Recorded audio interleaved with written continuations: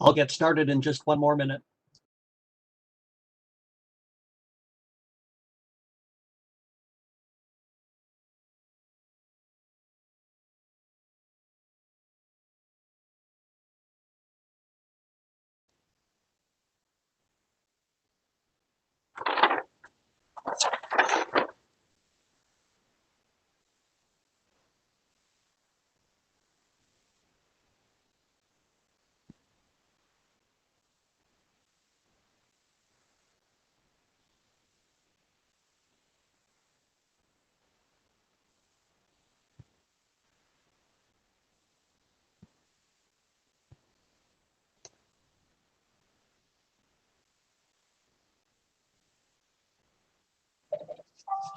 Okay, let's go on the record. We're on the record. Good afternoon. I call case 19E0730. I'll explain what this case is all about in just a minute. My name is Greg Sayre, and I am an administrative law judge with the New York State Department of Public Service.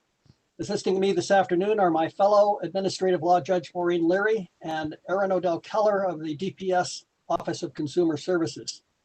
I will be presiding over this afternoon's public statement hearing.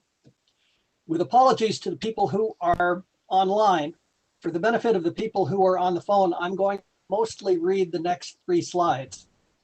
If you're watching this on the Commission's YouTube channel, you may not be able to see the slides, but I will be explaining everything as we go along. This is a public statement hearing at which the public may provide comments with respect to the petition. Next slide, please.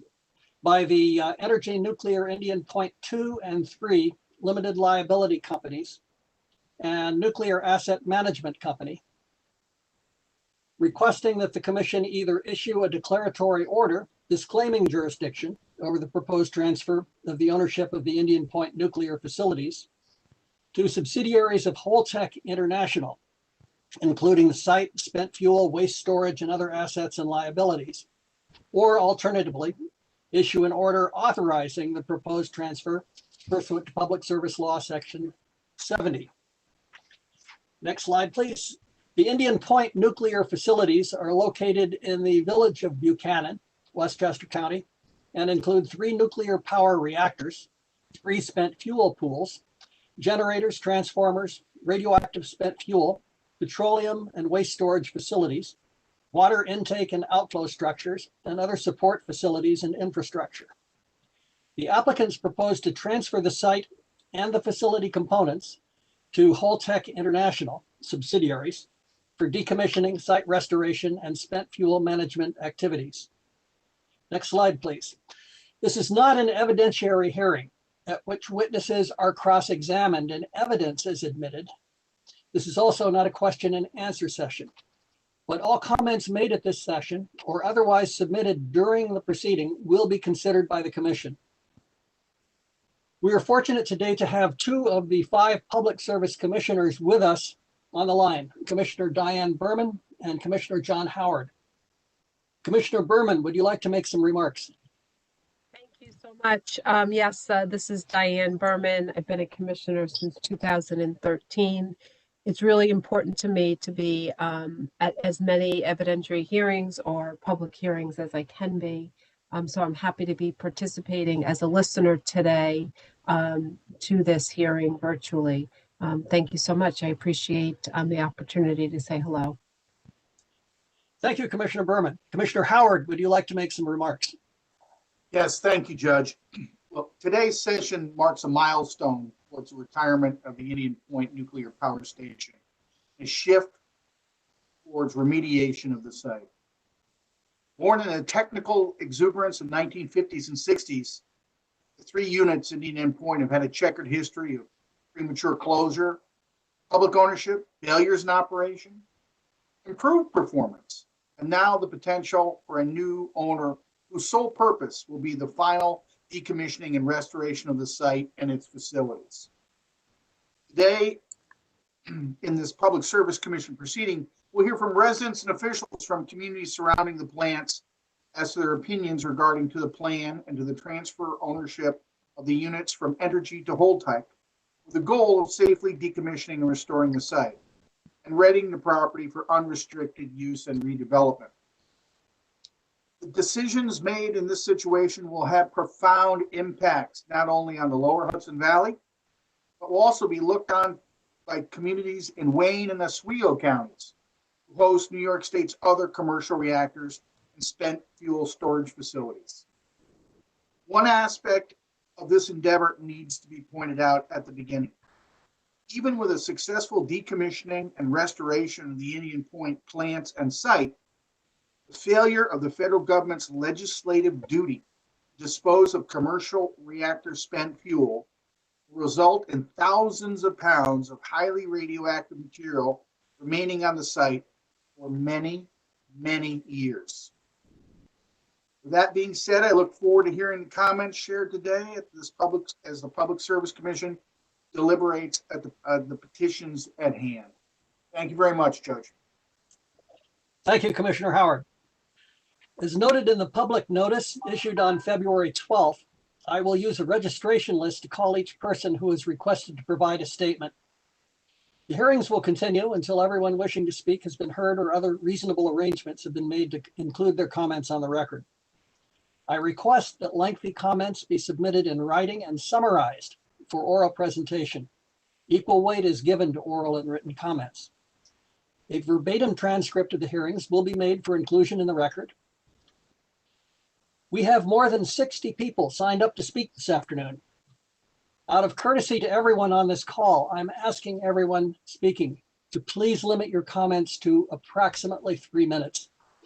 If you go much longer, I will ask you to wrap up so that we can move on to the next speaker, and you'll need to send in the rest of your comments in writing. I will explain how to do that later, and the various ways to send us comments are also explained in the February 12th Notice of Public Statement hearings. Some of you are signed up for both the afternoon and evening sessions. There is no need to make the same comments twice. And because we have more people signed up for the afternoon, if you're registered for both sessions, you may prefer to hold your comments for the evening session. We'll now start taking comments. All attendees are muted by default on entry. We'll call your name when it is your turn to comment and either provide direction so that you may be identified or inform you if we can see your name in our list of participants that you have been unmuted. Please acknowledge that you're the person called by starting your comment by stating and spelling your full name. If you're speaking on behalf of a group, please identify that group. When making your comment, please speak loudly, slowly, and clearly so that the court reporter can make an accurate record of your comments. There are people who signed up and are participating electronically, and there are people who signed up and are participating by phone. If you're going to speak, please use only one audio input and one audio output at your end when you are speaking. Otherwise, we may experience impossible feedback problems and we'll have to cut you off. I will first call the people who have pre-registered electronically, one to speak. After I call your name, I'll let you know that you're unmuted, and you can go ahead, state and spell your name, identify any organization that you're representing, and make your statement. Please be sure to unmute your computer or telephone at your end before you start. Again, please speak slowly and clearly so that the court reporter can accurately capture your statement for the record. Our first speaker is Mayor Teresa Knickerbocker. Mayor Knickerbocker, please go ahead.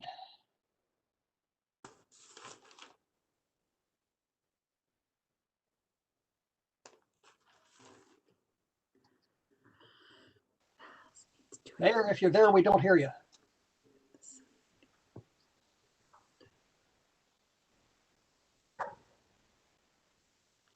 I show you on our list of attendees, you're not coming through.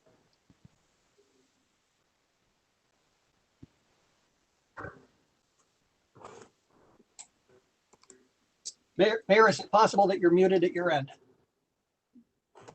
Judge Sarah, she was unmuted, but she's remute. There she is. Okay. Unmute the mayor. Yes, please. zoom in. I'm sorry, Mayor, we're going to have to circle back and get you a little later. Our next speaker is Councilman James Creighton. Please go ahead.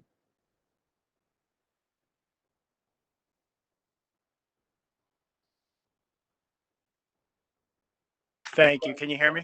Yes. Excellent. Okay.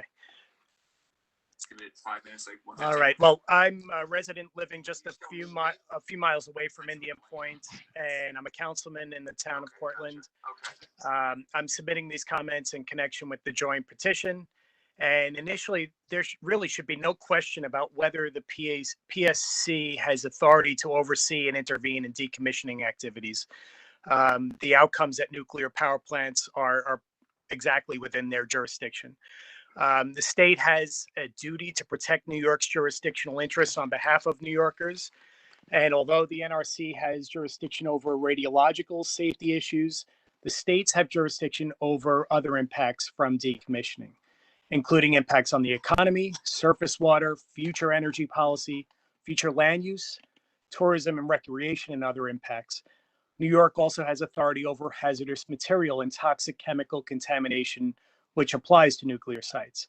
So the PSC has the responsibility to exercise jurisdiction here and protect the residents of Cortland and New York State. We understand you're soliciting the comments, and we have a few serious concerns that we'd like to address, and the rest will be on our written comments. First, we at the town have yet to have had any real communications with a representative of Holtec regarding their plans. For years, Entergy has been a member of the local community, and we had a productive and amicable relationship with them. Didn't always see eye to eye, but the town board remains ready and eager to communicate with Holtec. But the lack of communication so far doesn't really bode well for the future. We'd like to know if Holtec would like to enter into a payment in lieu of taxes agreement with the taxing jurisdictions. It's expressly authorized by the bill that was signed by the governor on December 31st. Some of the substantive issues that we have questions about: does Holtec have the technical capabilities to properly decommission the plant? They tout their expertise in decommissioning when in fact they're really learning on the job, and they're acquiring a lot of nuclear plants, but the only experience and track record we have so far is over in Oyster Creek in New Jersey, which it recently acquired, and San Onofre in California.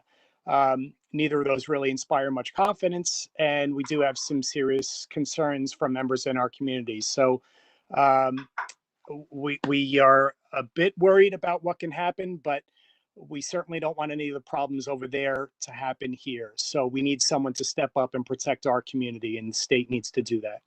Holtec's fast decommissioning business model involves leveraging ratepayer finance decommissioning trust funds, and they're cutting costs and corners in decommissioning to maximize profits. Hopefully not, but Holtec has sought and obtained from the NRC a whole bunch of exemptions from safety requirements and other NRC regulations to facilitate this fast decommissioning. These include significantly raising the allowable level of workers' exposure to radiation. Quick and dirty is not the type of decommissioning activity we need or want here. We need the job done right, as quickly and as safely as reasonably possible. What are Holtec's short and long-term plans for the nuclear waste? We've heard about Holtec's manufacturing facility in Camden, New Jersey, where they're planning to build small modular reactors, some with designs that run on reprocessed spent fuel. We also know they're looking to license a consolidated interim storage facility for spent nuclear fuel in New Mexico. So is Holtec trying to leverage our ratepayer and government money to fund their various linked businesses? That obviously would be an impermissible conflict of interest with a high potential for self-dealing and heightened risk that Holtec will make decisions that prioritize their profits over our public health and safety. Finally, does Holtec have the financial means to safely decommission Ipac to its final completion? Holtec's a closely held private community with no transparency or financial assurance that it has the financial depth needed to take on Indian Point's decommissioning. It's offered no proof of substantial capitalization. It's a bit secretive about its finances. And Holtec's business model relies on leveraging other people's money, our ratepayer and taxpayer money, for their own profit, without bringing any of their own capital to perform the decommissioning work. It sought and obtained from the NRC an exemption from the prohibition on using the decommissioning trust fund for purposes other than decommissioning, which means they can reimburse themselves for spent fuel handling out of the decommissioning trust fund. At Indian Point, this could be really serious because it could deplete funding for the actual decommissioning activities, such as dismantling the plant and remediating the site to the proper levels. As a matter of course, Holtec, like other decommissioning companies, sue the Department of Energy to recover spent fuel management costs, since there's no geological repository over in Yucca Mountain. In effect, they'll be using the Decommissioning Trust Fund and the Department of Energy's money to get paid for spent fuel management twice, amounting hundreds of millions of dollars. But unlike other decommissioning companies, Holtec will keep the federal money as profit instead of putting it back into the trust fund. This was affirmed at the 2020 NRC public meeting on Holtec's license transfer. Also, has a full environmental review been completed? In the post-shutdown activities report, Holtec indicated it would do nothing to remediate known contamination of radioactive isotopes that are leaking from the plant into groundwater and into the Hudson River, including strontium-90. It said it would remove above-ground structures only to a nominal depth of 3 feet. But contamination at the site almost certainly goes much deeper, or at least we need to know what the facts are. So what environmental assessments have been done? Depending on the source, radiological contamination may affect not only surface soils, but also subsurface soils and groundwater. Groundwater contamination at Indian Point is documented. There's an urgent need for independent, thorough site characterization at Indian Point, and without which it's just not possible to know how much work is needed to remediate the site or what it will cost. And without could you wrap up? Absolutely, no problem. So we're just worried that the focus on speed will result in our community being left with the impacts and costs of unremediated contamination at the site. This obviously is completely unacceptable here in Cortland, and we demand that the New York State PSC exercise their clear jurisdiction here and protect the residents of our community. Thank you so much. I appreciate the opportunity to give my comments. Thank you, Councilman. Our next speaker is Assemblyman Carl Brabanic. Please go ahead. Can you hear me? Yes. Hello? Yes, can you hear me? Yes, we can. Okay, fantastic. This is Carl Brabanic. Name is spelled K-A-R-L, last name B-R-A-B-E-N-E-C. And I'm the New York State Assemblyman for the 98th Assembly District in Orange County and Rockland County. I just wanted to join today to voice my support for the license transfer of Indian Point from Entergy to Holtec International for the purposes of decommissioning. As you have heard and will hear from the other speakers today, Holtec is the perfect candidate to perform this decommissioning work. They have decades of technical experience and expertise, and they also have the financial wherewithal to carry out this important work. Perhaps most importantly, they have committed to restoring the Indian Point site by the early 2030s, over 50 years earlier than if Entergy continues to own the site. As the ranking member of the Assembly Committee on Labor, I especially appreciate Holtec's commitment to the workforce at Indian Point. Not only will they retain at least 300 employees, but they've also committed to work with the union labor to carry out this important work of decommissioning Indian Point. The jobs and economic activity of a timely decommissioning cannot be understated. Simply put, forcing Entergy to retain ownership of Indian Point would mean no jobs and no economic activity. So on behalf of my constituents in the 98th District and my brothers and sisters in labor, I implore this commission to approve this transaction, and I thank you very much for your time. Thank you, Assemblyman. Our next speaker is Mr. Tito Davila, appearing for Senator Harcum. Please go ahead. Can you hear me? Hello? Yes, we can hear you. Okay, good. Thank you very much. I'm Tito Davila. I'm presenting remarks from Senator Pete Harcum, who represents the 40th New York State Senate District, which includes Buchanan and the Indian Point nuclear power plant. Here we go. The decommissioning of the plant is of paramount importance to this community and to the entire region, including New York City. We must ensure that the decommissioning is done safely, competently, and in a timely fashion. The sooner this property is returned to productive economic use, the better for the local community, because the closure of this plant will have adverse economic impacts. It is important that the PSC have a key role in this license transfer because the Nuclear Regulatory Commission, in this case, has failed its job as a regulator safeguarding the public's interests. The NRC has refused to hold public hearings on the license transfer despite repeated requests by myself, other elected officials, the New York State Attorney General, and countless concerned residents. The AG's office currently has a lawsuit against the NRC over the hearing denial. The federal agency has turned a deaf ear to a public outcry. It is outrageous and completely unacceptable that they granted a license transfer without public hearings. One of the objections to the NRC's actions is its decision to allow Holtec to use more than $600 million in decommissioning trust fund money for spent fuel management, which is a federal responsibility.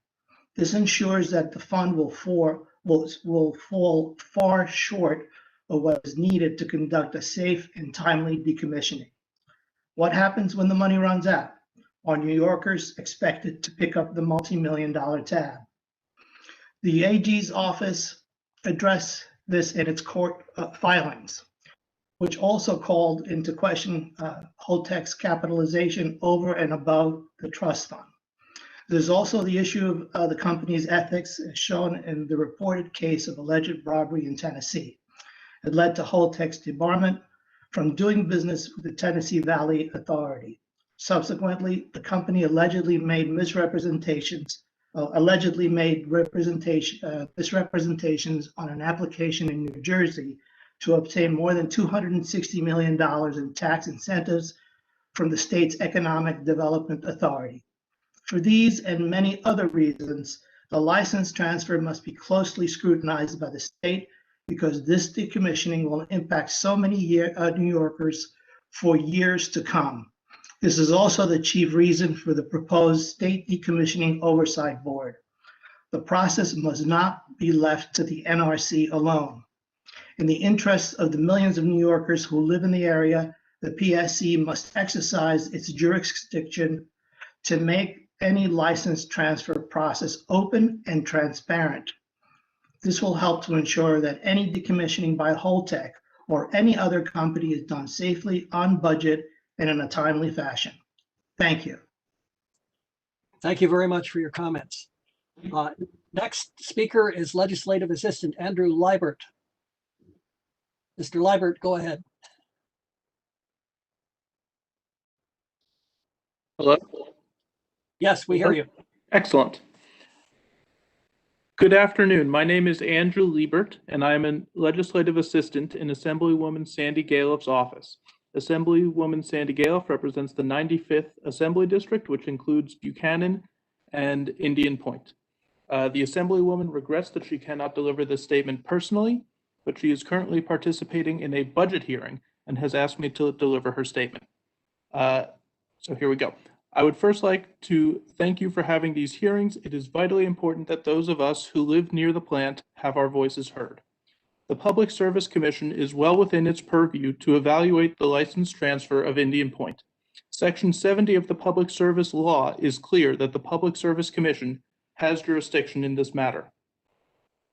The closing of Indian Point has already had and will continue to have a large impact on many of us, our neighbors, schools, and communities. The issue before you is the proposed license transfer of Indian Point from Entergy to Holtec. I am opposed to that transfer. To say that Holtec has a spotty record is an understatement. We can do better. Our hands are not tied. Entergy is capable of performing the safe decommissioning of Indian Point. Holtec's corporate structure is designed to minimize the risks associated with decommissioning and the financial exposure of Holtec. Holtec will have no true liabilities and can avoid public accountability. New York State must assert itself, ensuring a superior decommissioning, bolstering public confidence in that decommissioning, and holding those in positions of public trust accountable whenever necessary. While I am opposed to the transfer to Holtec, I understand that the situation is complex. While Holtec is deficient in several important areas, with robust constraints and oversight, a workable solution could be reached. There's an environmental cleanup that will need to be undertaken. The PSC must set standards for the cleanup that will exceed the bare minimum. We have one opportunity to return the site to pristine condition. We cannot come up short. The PSC should make state monitoring of the cleanup efforts a condition of approval. This will bring transparency. There is no financial incentive to go above and beyond when it comes to cleaning the site. We must make clear that full environmental remediation is obligatory. Ordinarily, the NRC rules do not allow for the Decommissioning Trust Fund to be used on fuel management. While they have granted exceptions, the PSC must advocate for and receive full veto power over funds spent on non-decommissioning activities. We must ensure that the trust fund is well managed and that there are no cost overruns. Should the NRC not approve an application for an exemption, the decommissioning company would have to have supplemental assets. A company undertaking decommissioning should have the financial stability to undertake the fund and fund the full project as is without relying on NRC exceptions. This would promote the continued solvency of the trust fund for legitimate decommissioning activities and keep the decommissioning on time and on budget. For Holtec, the Decommissioning Trust Fund is a prime vehicle for self-enrichment. Holtec specializes in spent fuel management as a dry cask manufacturer and retailer. The Nuclear Regulatory Commission's frequent trust fund exceptions are primarily for spent fuel management. At Indian Point, we could see Holtec using funds from the trust fund to purchase dry casks and related services from another Holtec subsidiary. As I laid out earlier, the Public Service Commission should not allow the use of the Decommissioning Trust Fund for these purposes. If the Public Service Commission were to allow this behavior, you must provide guidelines so that these products and services are purchased at fair market price. Our long accruing money should not be allowed to pad the pockets of self-dealing corporations. The Decommissioning Trust Fund must be safeguarded. In a game of heads I win, tails you lose, Holtec would be compensated by the Department of Energy for the fuel that will become a permanent feature of a decommissioned Indian Point. Holtec has said as much. New York State should receive compensation in the role it will play providing oversight and for the continued presence of spent fuel at Indian Point. The Public Service Commission should strive to retain funds necessary to perform oversight at Indian Point. I have been engaged on issues relating to Indian Point throughout my time in elected office. The decommissioning of the plant requires us to be our own best advocate. The Public Service Commission has the ability, opportunity, and obligation to require these concessions. Failure to do so would be a stain on your proud record advocating on behalf of New Yorkers. If such concessions are not attainable, the Public Service Commission must reject the license transfer. There is too much on the line for my community for half measures. Thank you. Thank you very much for your comments. Our next speaker is Assistant Attorney General Channing Jones, appearing for Attorney General Letitia James. Good afternoon, Judge. Our office has requested a little longer, 10 minutes. We sent a letter to the Secretary of the Commission requesting this. I can probably do 8. Is that okay? Sure. Go ahead. I appreciate that. Thank you, Judge, and good afternoon, everybody who's listening. My name is Channing Wister Jones. I'm an Assistant Attorney General in the Office of the New York State Attorney General. Thank you very much to the Department of Public Service for holding this hearing. As we all know, the last operating reactor at the Indian Point Nuclear Generation Facility will shut down on April 30th of this year. And while Indian Point was operating, utility ratepayers paid into trust funds to pay for eventual decommissioning, by which I mean dismantling the facility and cleaning up nuclear contamination. Now that the time is arriving for that work to start, Entergy, the current owner, proposes to transfer the facility and the decommissioning trust to Holtec, which is a nuclear services company, to decommission Indian Point. This is an immense undertaking that's going to cost billions of dollars over 12 to 15 years or more. Holtec would also be responsible to clean up other hazardous substances at the site to state standards. This environmental site restoration is also a significant undertaking, and it would be responsible to manage spent nuclear fuel on the site for potentially several decades or more until the United States government designates a permanent repository for that fuel. The Office of the Attorney General supports prompt, thorough, and safe decommissioning of Indian Point and environmental restoration of the site, like so many other speakers here today. However, my office is concerned that Entergy and Holtec's petition to the Public Service Commission does not show that Holtec has what it takes financially or by way of decommissioning experience to successfully assume this immense responsibility. If Holtec proves not up to the task, then New York and its residents will be left holding the bag to complete decommissioning and site restoration. And as I'll explain more, the Public Service Commission should only approve the transfer of Indian Point to Holtec if Holtec can demonstrate adequate safeguards to offset the financial risk and to ensure that the work gets done. The Office of the Attorney General has filed extensive written comments to the Public Service Commission, which can be found in the docket for this proceeding, but I'll summarize our views here.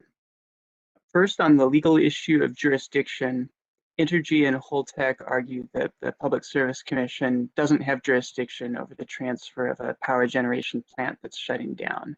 And they're wrong about that. Because Indian Point is a nuclear facility, significant and critical operations will continue at Indian Point long after the plant stops generating power. And as I've mentioned, running a nuclear power plant means that there will be expensive work for decommissioning and site restoration after shutdown. These operations are a necessary component of power generation at Indian Point, and these operations will use funds prepaid by New York ratepayers under oversight of the PSC. So with these enormous responsibilities at stake, the PSC has jurisdiction under New York's public service law, in particular Section 70 of that law, to ensure that the transfer to Holtec is in the public interest and that the ratepayer money held in trust is properly used. Now, with that said, I'll speak briefly to the transaction between Entergy and Holtec that's proposed in their petition before the PSC. Holtec proposes to take ownership of Indian Point through layers of newly formed limited liability companies, or LLCs, with no assets. Indian Point is a complicated site with 3 reactors and a long history of contamination. The Holtec LLC's only source of funding for all the work at the site would be the ratepayer-funded decommissioning trusts, as proposed in their petition. The petition, however, commits no additional funds nor any other source of financial assurance, by which I mean there's no committed safety net or other revenue stream if the trust funds are depleted due to delays, cost overruns, or other unanticipated project issues. Now, there are upwards of $2 billion in the trusts. And out of this amount, Holtec requested and the Federal Nuclear Regulatory Commission approved a regulatory exemption without any conditions that allows Holtec to divert some $600 million for the management of spent fuel, which was not a purpose for which New York ratepayers paid into the trusts, because spent fuel management costs are the responsibility of the federal government. And in fact, as others have mentioned, Holtec would separately recover these spent fuel management costs from the federal government. And by doing so, would recover the same costs from both New York ratepayers and from federal taxpayers, resulting in a windfall for Holtec.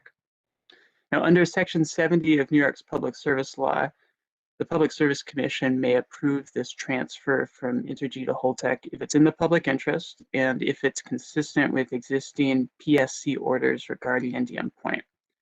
Now, to decommission and clean up the Indian Point site, there are significant uncertainties with respect to the scope of contamination and the cost of remediation. These issues are explained in detail in the written comments submitted by my office. We believe Holtec's plan to complete the job using only the trust funds is overly optimistic because unanticipated costs could exceed trust fund resources. This risk is seriously exacerbated by Holtec's plans, as I discussed before, to divert hundreds of millions of dollars from the decommissioning trust for spent fuel management. And Holtec's ability to get the job done at Indian Point is put further at risk by its plans to decommission 3 other nuclear plants at the same time under a similar model using shared contractors and corporate resources. Because Holtec has put forward no additional source of financial assurance beyond the decommissioning trust funds, any budget shortfalls could mean bankruptcy of the Holtec LLCs, which would leave critical work undone. And to be clear, if Holtec fails at Indian Point, this could leave the job of cleaning it up to the government and to taxpayers. For these reasons, the Public Service Commission should only approve the transfer of Indian Point to Holtec if Holtec is willing to commit to additional financial safeguards to protect the public interest and ensure completion of the complex and risk-intensive project of decommissioning Indian Point and restoring the site. As explained in my office's written comments, there are a number of forms that additional financial assurance could take: bonds, letters of credit, escrow accounts, setting aside federal money obtained for spent fuel management, among other forms.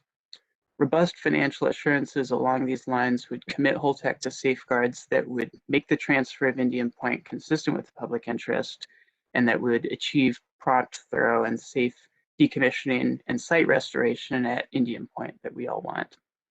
Thanks very much for the time. Thank you. I note in the audience is Assemblywoman Isabella Goncalves. I don't think you signed up to speak, but if you wish to make a statement at this time, please go ahead. The world is if I don't see it, it doesn't exist. The spiritual exists, the abstract exists.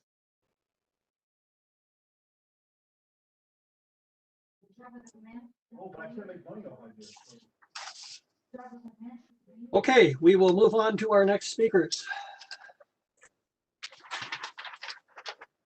Our next speaker is Judy Allen. Can you hear me? Yes, we can. Okay, thank you very much. Thank you for the opportunity to speak at this hearing.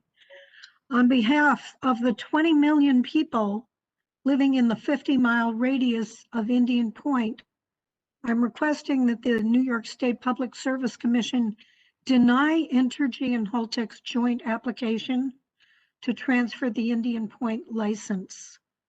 First, I want to say that Holtec would like you to believe that it's the only company that does this work, which is not true. It's not the only choice. Other companies have extensive experience with decommissioning and have been more responsive to community needs. North Star, now Orano, decommissioned Vermont Yankee and others, and Energy Solutions decommissioned Zion in Illinois, and others. Holtec has a long-standing and well-documented history of bribery, corruption, and malfeasance, and cannot be trusted to act responsibly. As previously noted, they have been banned from doing business with the World Bank and the Tennessee Valley Authority. Holtec's financial solvency is questionable and has been challenged by the New York State Attorney General. Holtec lacks experience doing decommissioning, and what they have done recently has included dangerous practices. For instance, their thin-walled canisters are only a half-inch thick and can easily be scratched, leading to corrosion and inevitable leaks.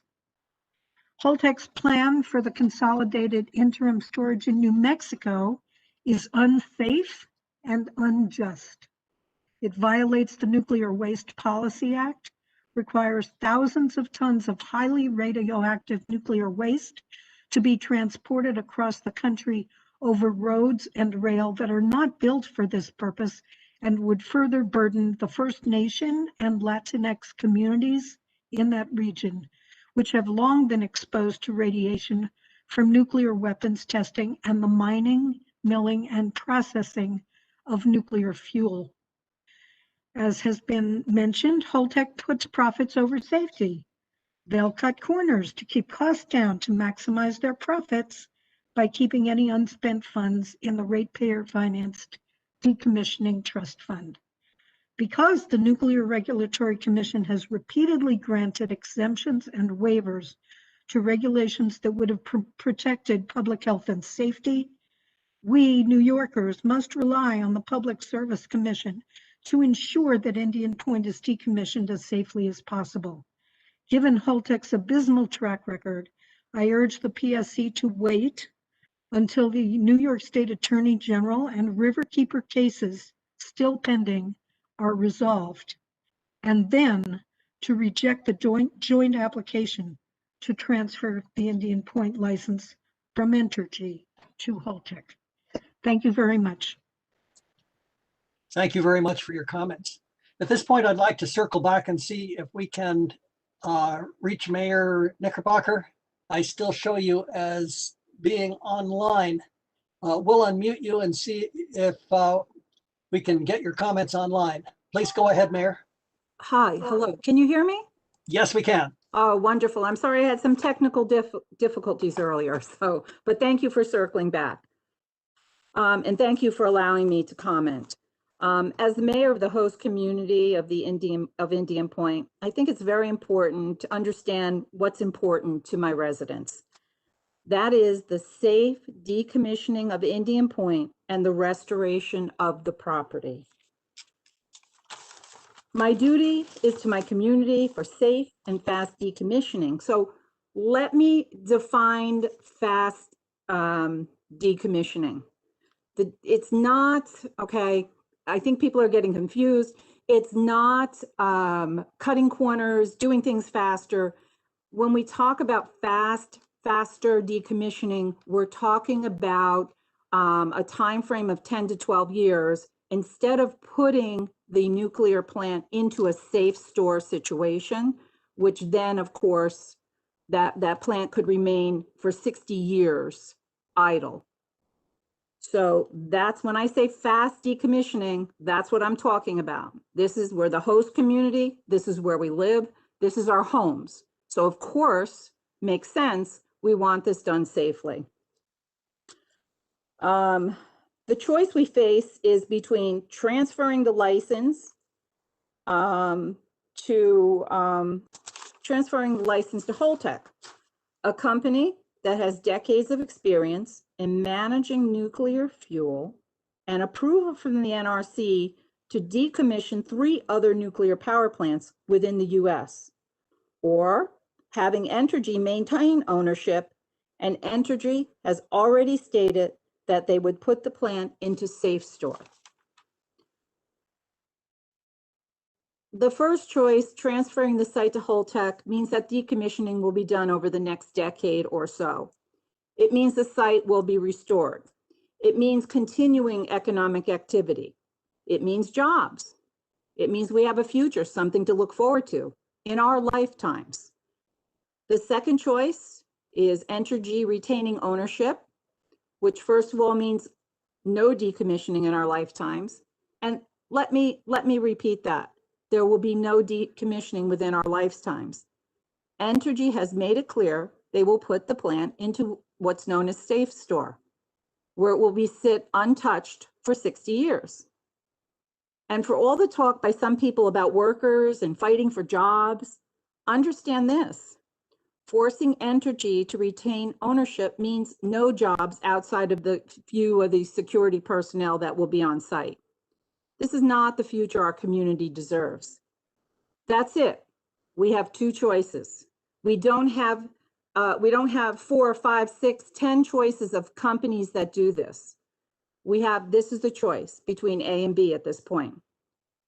So obviously, I think the choice to transfer ownership to Holtec is a good one, but clearly we should know who we're going to be doing business with.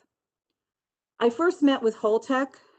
It was in the summer of 2019 at a meeting Supervisor Puglisi hosted at Cortland Town Hall. We've been in touch with Holtec repeatedly since that time. Holtec has participated in state meetings, local task force meetings, and our local CAP meetings. These have been the venues where members of the community can ask questions and raise any concerns. And this is good because we in the local community should determine our fate. I went over the safe store. So it's just a little over a decade is a timeline we can live with. 60 years literally is not that kind of timeline. So I just wanted to be clear that we want this done safely. We want the property restored. And, you know, that's the main point here. So I thank you for your time. I thank you for listening. And I hope you appreciate that the people in my community are the ones who must live with whatever decision is made. Thank you. Thank you, Mayor, for your comments. The next person I have on the list is Mr. Alex Beauchamp, but I do not see him on the list of attendees. Sir, if you are on the phone, can you press *3 on your phone now? We'll give you a few seconds. Otherwise, we'll need to move on.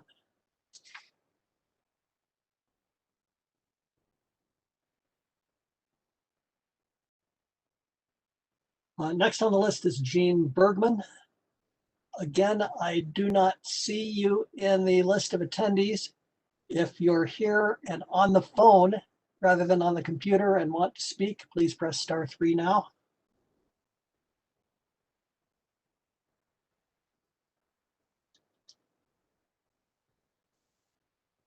Our next speaker is Stephen Blades. Please go ahead. Hi, okay, can you hear me? Yes. Okay, thank you, sir. Thank you for this opportunity to comment. My name is Stephen Blades, STEPHEN BLADES. I am a member of the IBEW Local Union Number 3 North. The future decommissioning of Indian Point by Holtec is right for New York and, more importantly, the local communities around the plant. After receiving the required regulatory approvals and completing the sale with Entergy, Holtec will begin decommissioning immediately with a goal to complete the project within the next 12 to 15 years. This is much better than Entergy's original plan to wait. Holtec's prompt decommissioning plan will result in the project being completed 40 years sooner than if Entergy continued to own the facility. This is so important on so many levels. It means jobs will be retained, and more importantly, create more jobs now versus later. The Holtec team is offering employment to more than 300 current Indian Point employees. Holtec will honor all existing collective bargaining agreements. These employees are local residents who will be supporting Holtec's prompt decommissioning plan. It also means more local union jobs as well. Through these agreements, the local union halls will provide the necessary skilled labor needed to safely execute and complete decommissioning. Holtec technical expertise, innovations, and industry-leading experience enable it to promptly decommission, shut down nuclear plants safely and efficiently. These include the company's environmental track record of cleaning up old industrial sites, and there are other active decommissioning projects. I asked the Public Service Commission to approve the agreement between Entergy and Holtec. Thank you again, and thank you for my time. Thank you for your comments. We did have a call-in user press *3 on their telephone.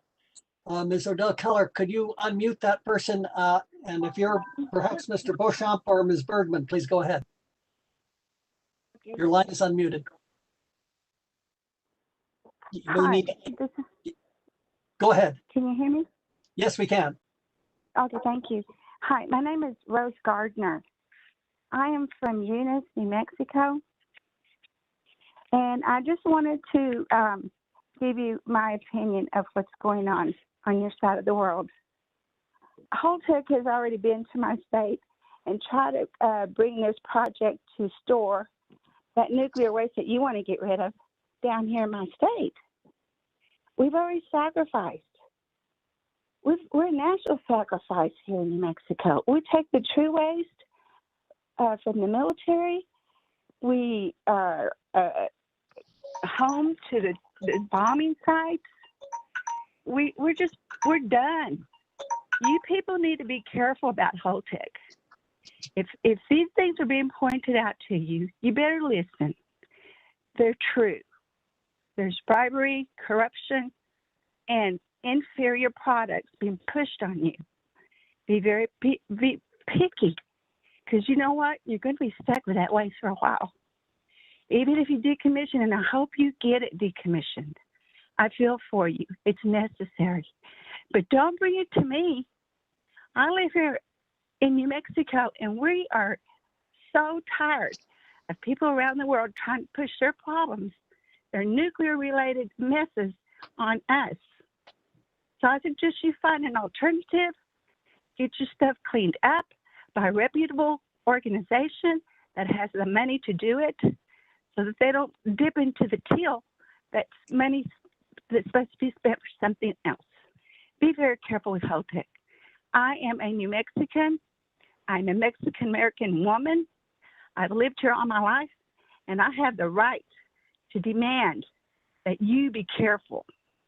Don't be pushing this stuff on me. My family are trying to make a living. We are in oil country here, and whether you like it or not, you get your energy sources from this area. The oil field is very important. There's some downfalls, and eventually fossil fuels will go away. But we're all dependent on them. Y'all better be careful of Holtec. Thank you very much. Thank you for your comments. I showed a raised hand from Donna Gilmore. Perhaps you are one of the people who called in, but registered under a different name. Will you please unmute that line, Ms. O'Donnell, and perhaps we can identify who that is.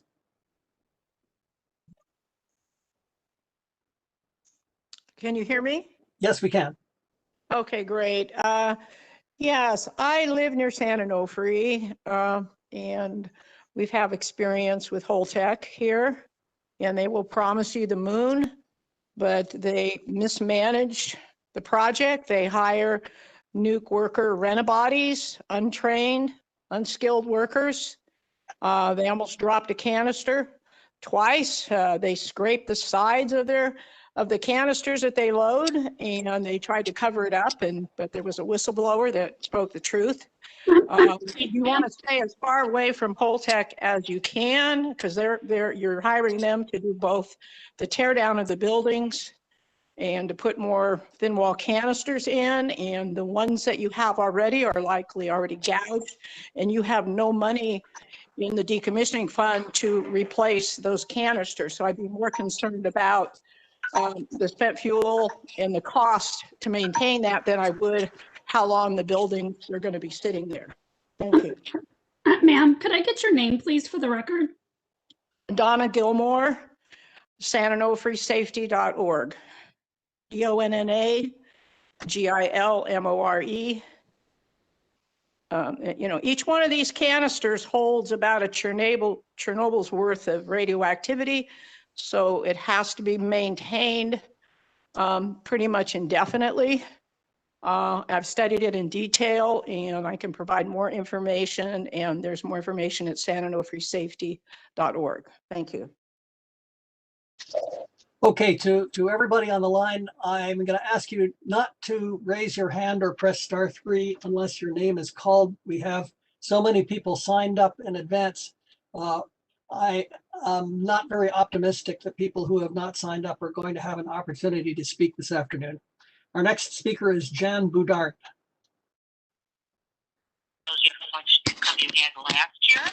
Yeah, something like that. And I went in and I put my own the last 4 digits of my own social in there.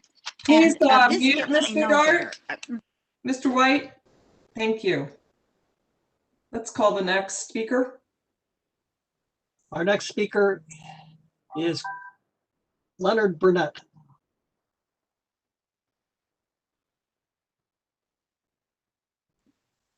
Mr. Burnett is not on the line unless he is called in. Okay, we'll move on to Thomas Capurso.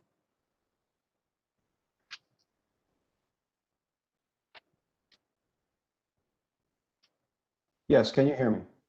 Yes. Yes, hello. Thank you for hosting this public comment forum. My name is Thomas Capurso. Last name is spelled Capurso.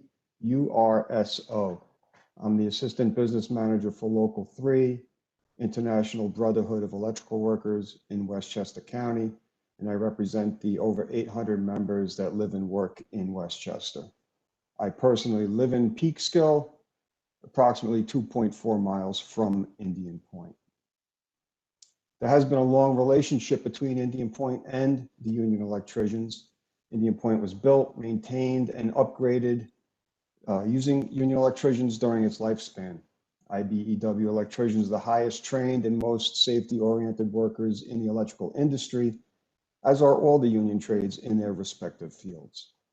Holtec's decommissioning plan has a goal of completion within the next 15 years, which will allow repurposed use of the property there decades sooner than Entergy's plan.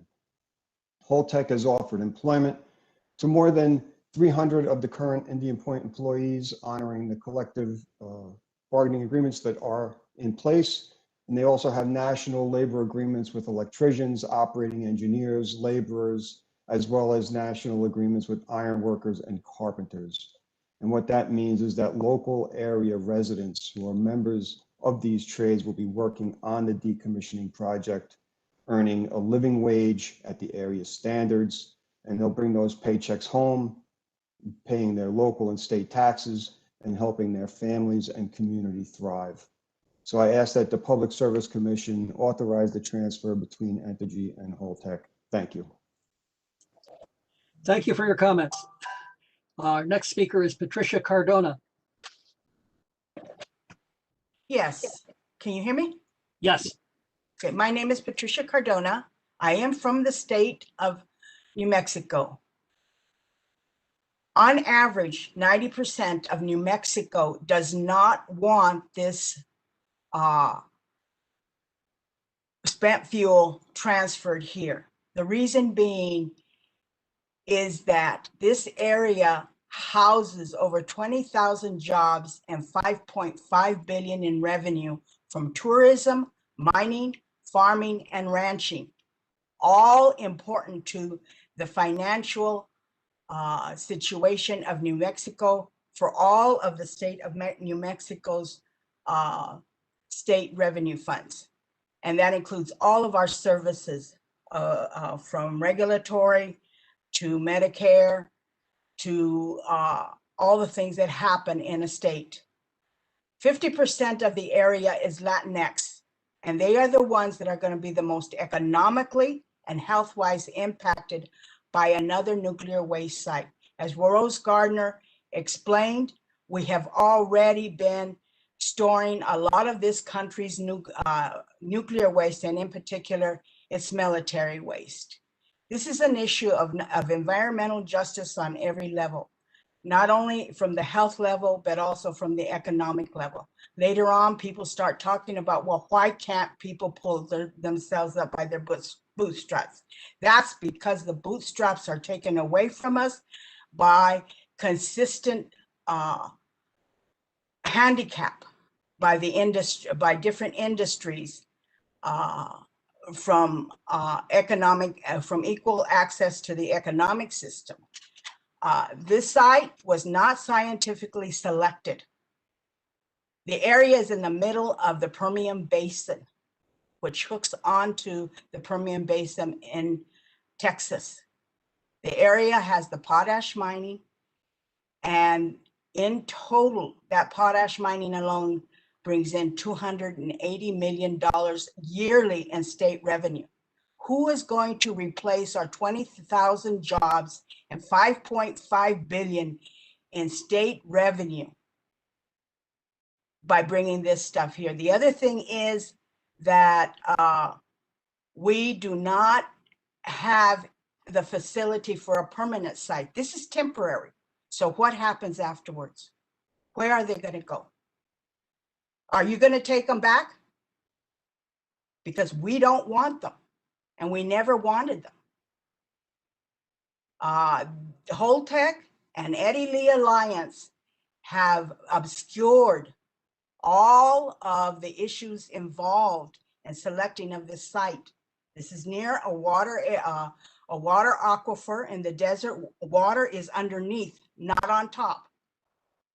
It connects to an extensive farming and ranching area. Everybody has to eat. It has the largest potash mine in the country, and that's used for fertilizer. So I would like you to consider very clearly how you're going to do what you need to do to secure the safety of your community, but understand it does not mean that you have the right to make our community insecure and economically insolvent. And you know, and the worst part of it is as I speak now, you know about it. Okay, please wrap up. That's it. Okay, thank you very much. Our next speaker is Edward Cook. All right, let's see here. We can hear you. Oh, good, great. All right, good afternoon. My name is Edward Cook, C-O-O-K-E. I am the president of Carpenters Local 279, representing 2,500 members within the Hudson Valley. I also have been representing the on-site carpenters, the nuclear carpenters that work at Indian Point that keep it safe, secure, and vital for the surrounding communities. Indian Point and has provided great wealth to the region, necessary jobs. And when we talk jobs, we don't necessarily talk only the tradesmen on site. We talk supply, we talk truck drivers, we talk security guards, we talk restaurants, bars, hotels.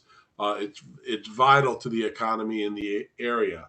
So bringing a company in Holtec, which is committed to the trades to utilize professionally skilled and trained craftsmen in the nuclear field, will add a layer of security and safety to the decommissioning for the surrounding region. Every single one of these men and women that work in the hazardous environment in the nuclear field want to come home safe to their family every night. They don't want to be bringing anything that they got at the plant home. It's very important to recognize the fact that training, safety, and security will make the decommissioning safe, effective, and efficient. What got us into this mess in New York State is technology. What's going to get us out of this mess in New York State is technology. Holtec's ability and commitment to develop new nuclear processes that will further use spent fuel to power a community that is already underpowered with the closing of Indian Point in a 15-year period is a good thing for the community. It's a good thing for the region. Having an active and secure plant, the nuclear waste, the dry cast storage is going to be remaining on site. So to have a vital plant that's still functioning through the decommission will allow the security to best secure that nuclear waste moving forwards. So we recognize and support Holtec's effort to decommission this plant. They've committed to utilize professionally trained people, pay the area standards, which will help drive the economic engine in the region and keep everybody safe and secure with the decommissioning of the plant. So the United Brotherhood of Carpenters and Carpenters Local 279 support Holtec's effort on the decommissioning. Thank you. Thank you for your comments. Our next speaker is Robert DiFrancesco. Hello, Robert DiFrancesco, D-I-F-R-A-N-C-E-S-C-O. Good afternoon, Judge, Commissioners Byrne and Howard. I'm the Executive Director of the New York Affordable Reliable Electricity Alliance, New York area. We're a diverse coalition of business organizations, labor unions, independent energy experts, and community environmental leaders. Look, we face a binary choice between keeping the Indian Point site idle and untouched, not producing power, not producing jobs, not producing economic activity for 60 years, letting the site just rot away for 60 years, long past perhaps my lifetime and certainly past many other people's lifetimes. That's option A. Option B is restoring the site by the early 2030s. We're talking about a little over a decade from now. Restoring the site for whatever the community chooses, even if it's simply to have a park and open space.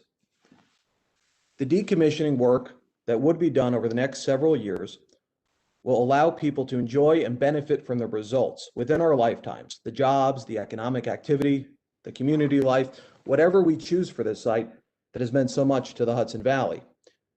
We can have that future in a decade, rather than kicking the can 60 years down the road. But I hear from a lot of people who oppose license transfer because they think there's some third way, some other option. There is no other option. I've listened to Entergy, to Holtec, to our state regulators, to environmental groups, and to other communities making the exact same decision. They should not be received as an ultimatum, but everyone has to recognize that, as Mayor Knickerbocker said earlier, the choice is A or B. So New York area supports transferring the site to Holtec and letting it do the decommissioning work in which it specializes, efficiently and safely, with appropriate oversight and, yes, the financial wherewithal to get the job done, just as Holtec has done at the other sites. Everyone who opposes the license transfer because they assume there's some other option that doesn't exist will have to tell their children, their children's children, and their children's children's children why, when they had the opportunity to fully restore the site, they kicked the can 60 years down the road. How is that good for our economy, for jobs, for our communities, or for our environment? So let's deal with reality, not fantasy. And the reality calls for us to support the license transfer without delay. Look, we're strong supporters of renewable power development. And if you want to cover the entire site with solar panels or a wind farm, you can do that. But it will only happen if the site is transferred to Holtec. If you put enough roadblocks in the way, you tie their hands, this company will walk away. And if you think there's another company waiting in the wings, you're wrong. We're dealing with a highly specialized work that few other companies do, certainly not anywhere near as well as Holtec. So it's fine and good to ask for assurances, but to pretend that forestalling this license transfer will somehow benefit the community is farcical at best. Let's get it done. Thank you for your time. Thank you for your comments. Next to speak is County Executive George Latimer. Please go ahead.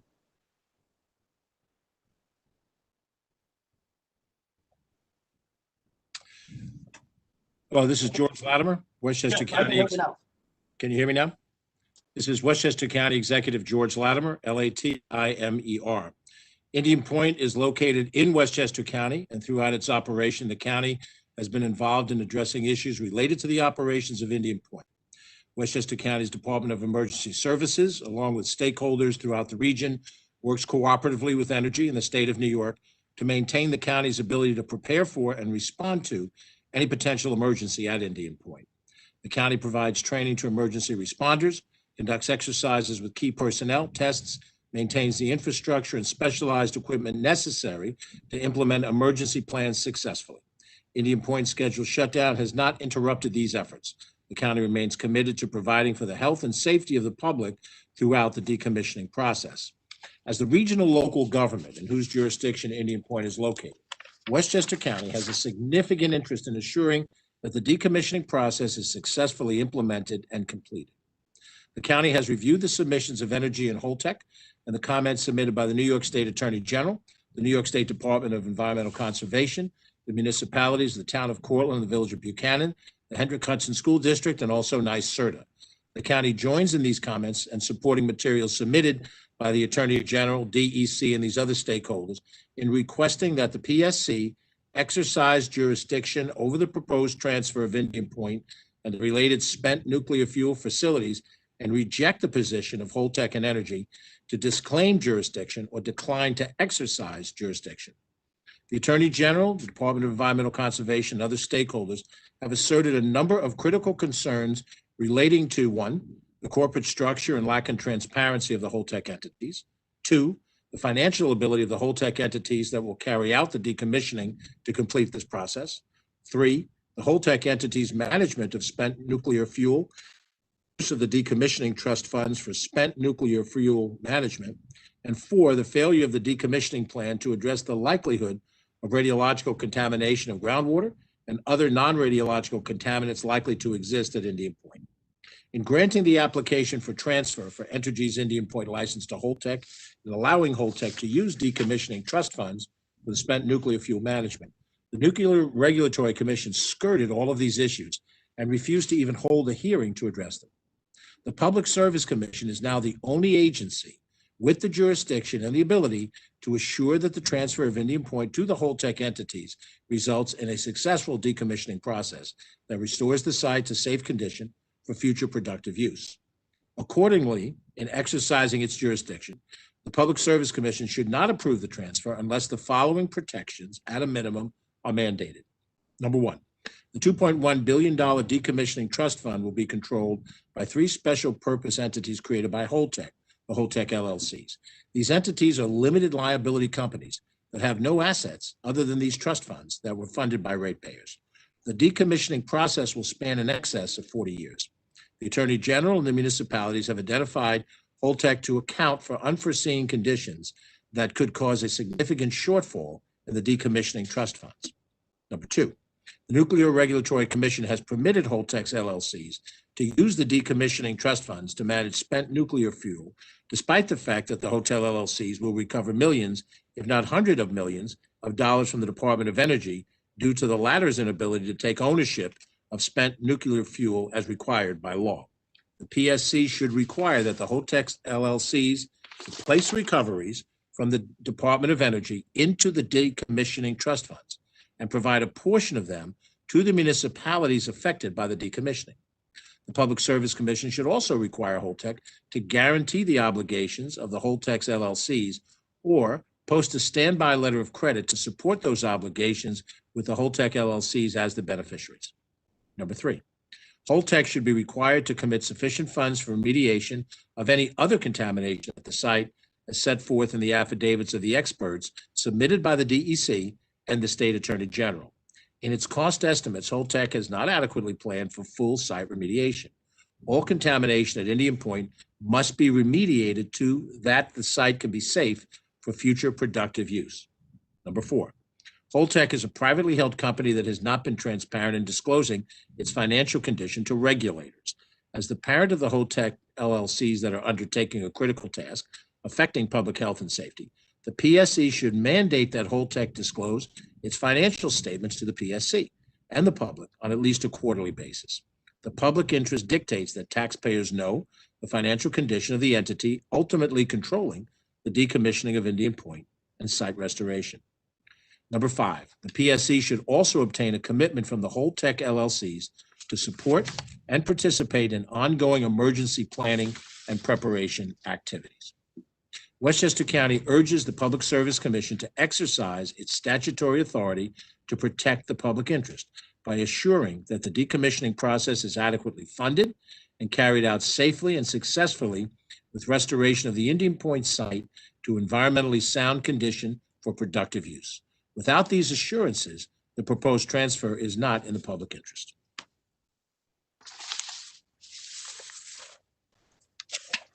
Thank you very much for your comments. Thank you very much. Our next speaker is Barbara Fahey. Please go ahead. Okay, I'm Barbara Fahey. I live in Montrose. You are very, very weak. Can you speak up, please? Right around the corner from Indian Point. I just want to lend my support to the transfer of the license to Holtec. Just for the entire community, we need to move forward, and moving forward, we need a safe and timely decommissioning so that we restore the land and restore jobs and restore our community. And that's about all I have to say. Just I hope that you approve the transfer.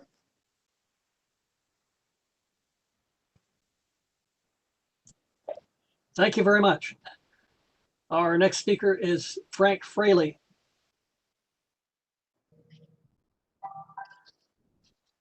Good afternoon. Can you hear me? Yes. Thank you. Thank you, Judge. Thank you, Commissioners. My name is Frank Fraley, Fraley, and I am the president of an organization called Share New York, Safe, Healthy, Affordable, Reliable Energy for New York. We are a nonprofit coalition of community groups, local chambers of commerce, and local churches. We write in support of the transfer of Indian Point to Holtec International. This transaction will allow the facility to be promptly decommissioned, which is in the best interest of New York State and all of its residents, both the local residents and all of the residents of the state of New York. Holtec International and their business partners have decades of experience providing these critical services, including the management of spent fuel to nuclear power plants all around the globe. This experience, combined with their commitment to promptly decommission the facility, will allow the decommissioning process to begin as soon as possible. Alternatively, Entergy would not even begin the process of decommissioning this site for decades. Prompt decommissioning and restoration of the Indian Point site is far preferable than decades of safe store under Entergy's plan.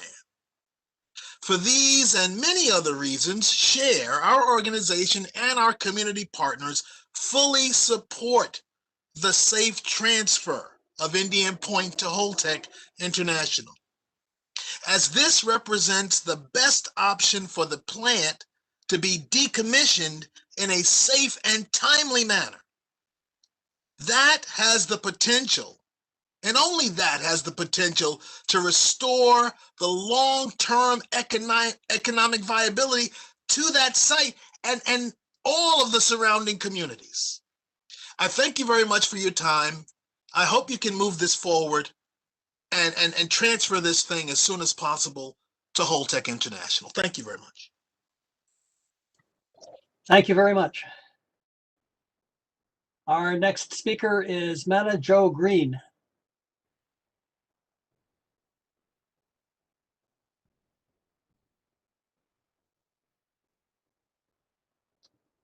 Can you hear me? Yes, we can. Wonderful. Thank you. I want to just make a few points. We will submit our formal comments in writing. I'm the environmental director for Hudson River Sloop Clearwater. I want to mention, just sort of working backwards, that there are two other companies with much more substantial decommissioning experience. One is called Entergy Solutions, and they decommissioned Zion and several other facilities very successfully, and they are still very much in business. And Vermont Yankee was decommissioned by North Star, which is now in partnership with Arano, and again, they have vast experience. Holtec has very little experience, and you've heard some of the horror stories. And at Oyster Creek, they did not use union labor. They used unskilled labor, and they promptly got into a lawsuit with Lacey Township for going ahead and expanding their dry storage facility without even having the courtesy of going through the planning board. The other thing is that there's a very serious safety danger in rushing decommissioning. Entergy has been slow and only done the minimum that they needed to unburden the very overcrowded fuel pools by moving the older fuel to dry storage. But they have done that to meet the settlement agreement. That is a very slow process, but the opposite is as dangerous, if not more dangerous.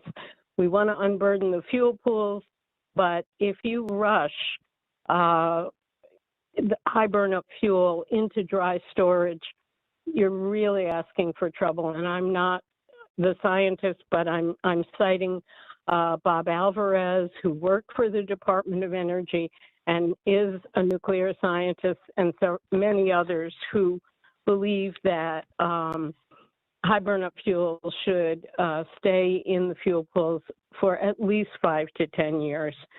So quick and dirty is not how we want Indian Point to be decommissioned. That will not be safe. It will not be secure.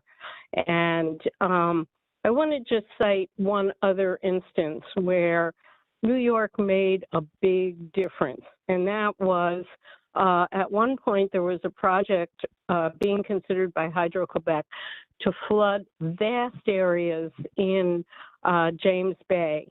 And it was S. David Freeman that put the brakes on that and said no.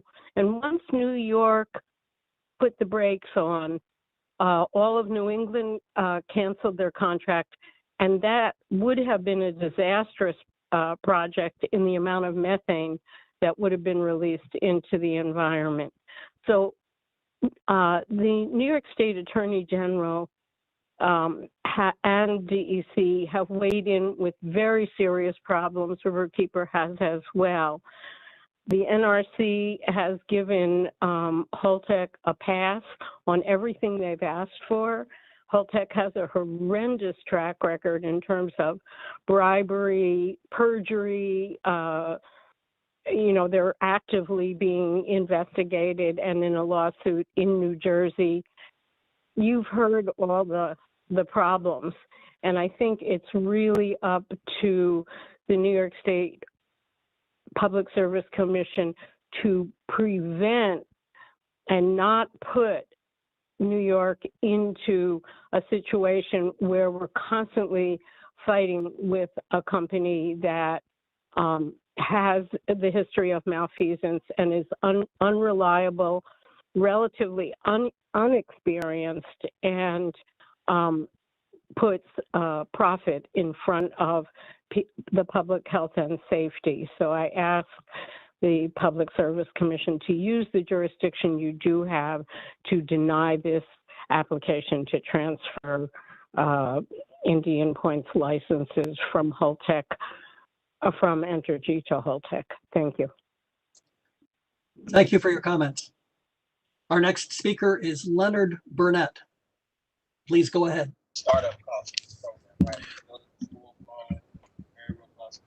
Hi, can you hear me? Yes, we can. Okay, thank you. I apologize for earlier. Secretary Phillips and judges, as a New York City resident, the prompt decommissioning of the Indian Point is in the best interest of the regional economy. The proposed sale of the Indian Point Energy Center to Holtec can bring a faster solution to the economic stagnation that threatens this region as this reliable economic source closes. By moving the decommissioning period up by decades, Holtec's plan allows for immediate site redevelopment, a rise in local and regional business activity, and the chance for current Indian Point employees to be retained throughout the decommissioning process.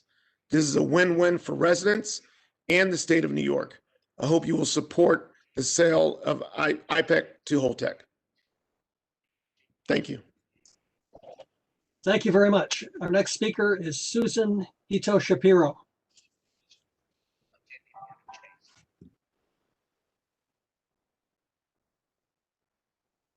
Hello, can you hear me? Yes, we can. Okay, thank you very much for listening to my comments. I strongly ask the PSC not to grant the subject petition, not to disclaim jurisdiction, and not to authorize the transfer of Indian Point and the $2.1 billion decommissioning trust fund to Holtec. It will cause irreparable harm to the public health and safety of New York State, its people, environment, and our finances. The PSC has jurisdiction and must not abdicate its authority to allow for this petition.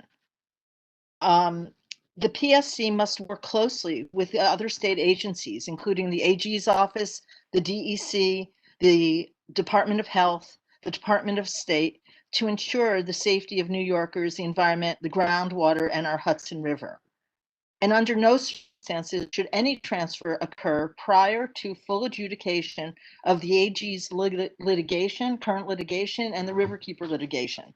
That could cause a serious complication and a serious destruction of New York State treasure. The New York State Decommissioning Fund was funded by us, the New York State ratepayers and taxpayers, and was established solely for the purpose to clean up the site at Indian Point, and cannot and must not be used to fund the storage of toxic nuclear waste, which is euphemistically called spent fuel, which 1,800 tons of it sits on the banks of the Hudson River. The Federal Department of Energy, at the inception of siting Indian Point in the 70s, made an agreement with New York State that it would be responsible for the removal and the storage of nuclear waste, and that the decommissioning fund would be only used for cleanup. The PSC must ensure that now we know that there's no place for this waste to go. At the time, they believed that they would be able to transport or do some safe movement of this waste. That's not a reality. That's not possible. Even if there was a safe location in the country, there is no safe way to get it there. And so we must accept the reality that the 1,800 tons of nuclear waste that we've produced at Indian Point must be stored on site indefinitely. The DOE has collected from us, once again, the taxpayers, into a nuclear waste fund. And as of November 2020, there's a report by the Inspector General that shows that there's $54.3 billion in that fund. That trust fund, that federal trust fund, is what needs to be used to pay for the long-term storage of nuclear waste at Indian Point, not our decommissioning trust fund, which has to be dedicated to the cleanup of the site. For the PSC to grant the exemption to use our decommissioning funds will mean that we will run out of money. The Department of Energy Waste Fund has actually already been being given away to reactor owners in the tune of 7-figure payouts every year. Because when the NRC finally acknowledged that there is no waste confidence plan, since there is no safe geological or science storage on the planet, and just to be clear, Yucca Mountain was not abandoned because of political pressures. It was abandoned because it's not geologically safe to put that much hot waste underground. It will ultimately result in the waste heat melting the rock and causing a contamination of the entire western portion of this country. And therefore, that's why it was canceled. And there is no other place to put it. So that money that the federal government is using must be used. It's not fair to make us, the New York State residents and taxpayers, to pay 3 times for the same nuclear waste. First, we paid for it when we paid into the federal nuclear waste fund. Second, we paid for it when we paid into the decommissioning trust fund. And now what's going to happen if that trust fund is used up? For a third time, we're going to have to pay for what we're left holding. We're going to be left holding the bag on the waste and the decommissioning of the site. And once again, we, the public, will have to pay for it. This is a triple or double dipping into our pockets. And we ask the PSC not to allow that to happen. I am asking the PSC to protect us from that. There's no reason that the monies that have already been put aside are not used for the purpose they were put aside for. The New York State has already been a victim of the NRC's failure to enforce nuclear waste safety standards at West Valley. The PSC is on notice of this ongoing disaster and has an obligation not to allow the same kind of thing to happen in Indian Point. As has been stated by many other people today, Holtec has a horrible track record of corruption, malfeasance, bribery, substandard nuclear caste systems, and has been banned by doing business with the World Bank and the Tennessee Valley Authority. To to engage with Holtec at Indian Point, where 20 million residents live within its shadow and where the entire New York State Treasury is on the line, is a grave mistake. Currently, there are better technologies. I ask that the PSC ensure with our other agencies, state agencies, that the best technology available be used at Indian Point, not the worst, not what Holtec is suggesting. Holtec is suggesting using 1/4-inch thick, thin stainless steel casts rather than systems that are being used in Japan and Germany that use much thicker cast iron and other systems, which are much more protective. If you could please wrap up, thank you. Okay, can I just please finish up one last thing? This idea that the waste somehow is going to be used for reprocessing to make more nuclear fuel is one of the biggest things that has to be looked at seriously and environmentally, because reprocessing is one of the largest contributors to climate change. It's a rapid climate change accelerator. And finally, I want to say that as a Rockland County resident, the PSC has left us with a backup plan to use the Hudson River as drinking water.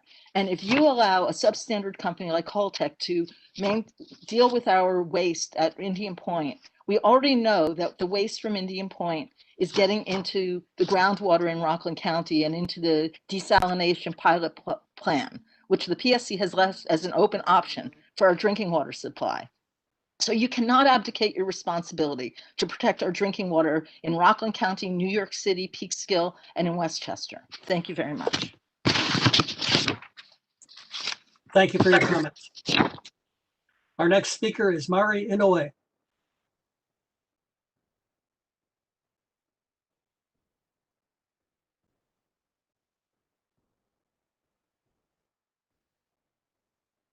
Can you unmute Ms. Inoue, please? Yes, Judge. Yes, wonderful. Thank you so much. Okay, we can hear you. Oh, wonderful. Thank you so much. My name is Mari Inoue. I'm a resident of New York City, and thank you so much for the opportunity to speak.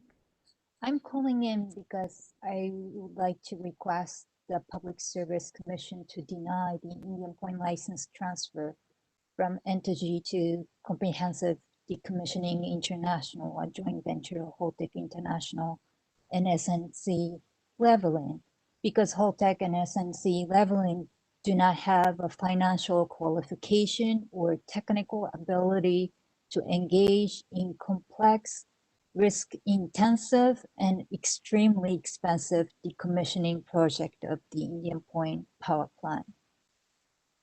Residents of New York State have so many questions that are not answered by Holtec or SNC Leveling. For example, does Holtec have the technical capabilities to properly decommission the plant?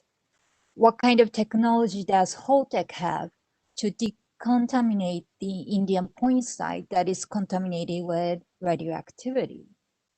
What are Holtec's finances? Holtec structures are privately held corporations and their finances are not transparent. And Holtec's companies that will have anything to do with a decommissioning project are limited liability corporations. And limited liability corporation is a form of corporate structure to avoid potential liability and financial responsibility. Does Holtec have a financial means to safely decommission the Indian Point to its completion? And what are Holtec's short-term and long-term plans for nuclear waste, such as highly radioactive spent nuclear fuel? How would Holtec safely transfer nuclear waste away from Indian Point without affecting communities of color, such as Latinx communities in New Mexico? Like Holtec's plans for consolidated interim storage in New Mexico is a violation of environmental justice. And Holtec and SNC Leveling have a long history of safety violations, financial misdealings, briberies, and corruptions, as other speakers mentioned. And I like to point out two misconducts by SNC Labeling Group. In December 2019, a division of SNC Labeling Group pleaded guilty to fraud and agreed to pay over $200 million in fine in Canada related to projects in Libya after being accused of bribing Libyan officials to get contracts. And in 2013, the World Bank announced the debarment of SNC Labeling, in addition to over 100 affiliates for 10 years, following the company's misconduct about the bank finance project. SNC Labeling's misconduct involved a conspiracy to pay bribes and misrepresentations when bidding for bank finance contracts in violation of the World Bank's procurement guidelines. So this track record should disqualify Holtec from obtaining the license to decommission Indian Point and gain control of the decommissioning trust fund. Therefore, I strongly request the New York Public Service Commission exercises authority to oversee and intervene in decommissioning activities by denying the proposed license transfer of the Indian Point Energy Center from Entergy to Comprehensive Decommissioning International LLC and reject Holtec as licensee of the Indian Point. Thank you so much.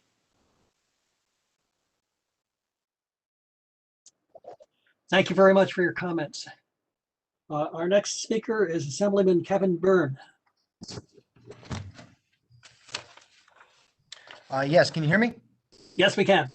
All right, thank you and good evening.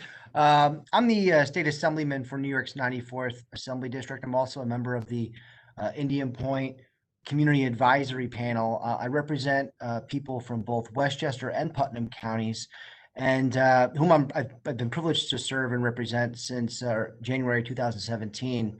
Our communities and much of this state and our county governments have already been hit hard financially by the loss of Indian Point.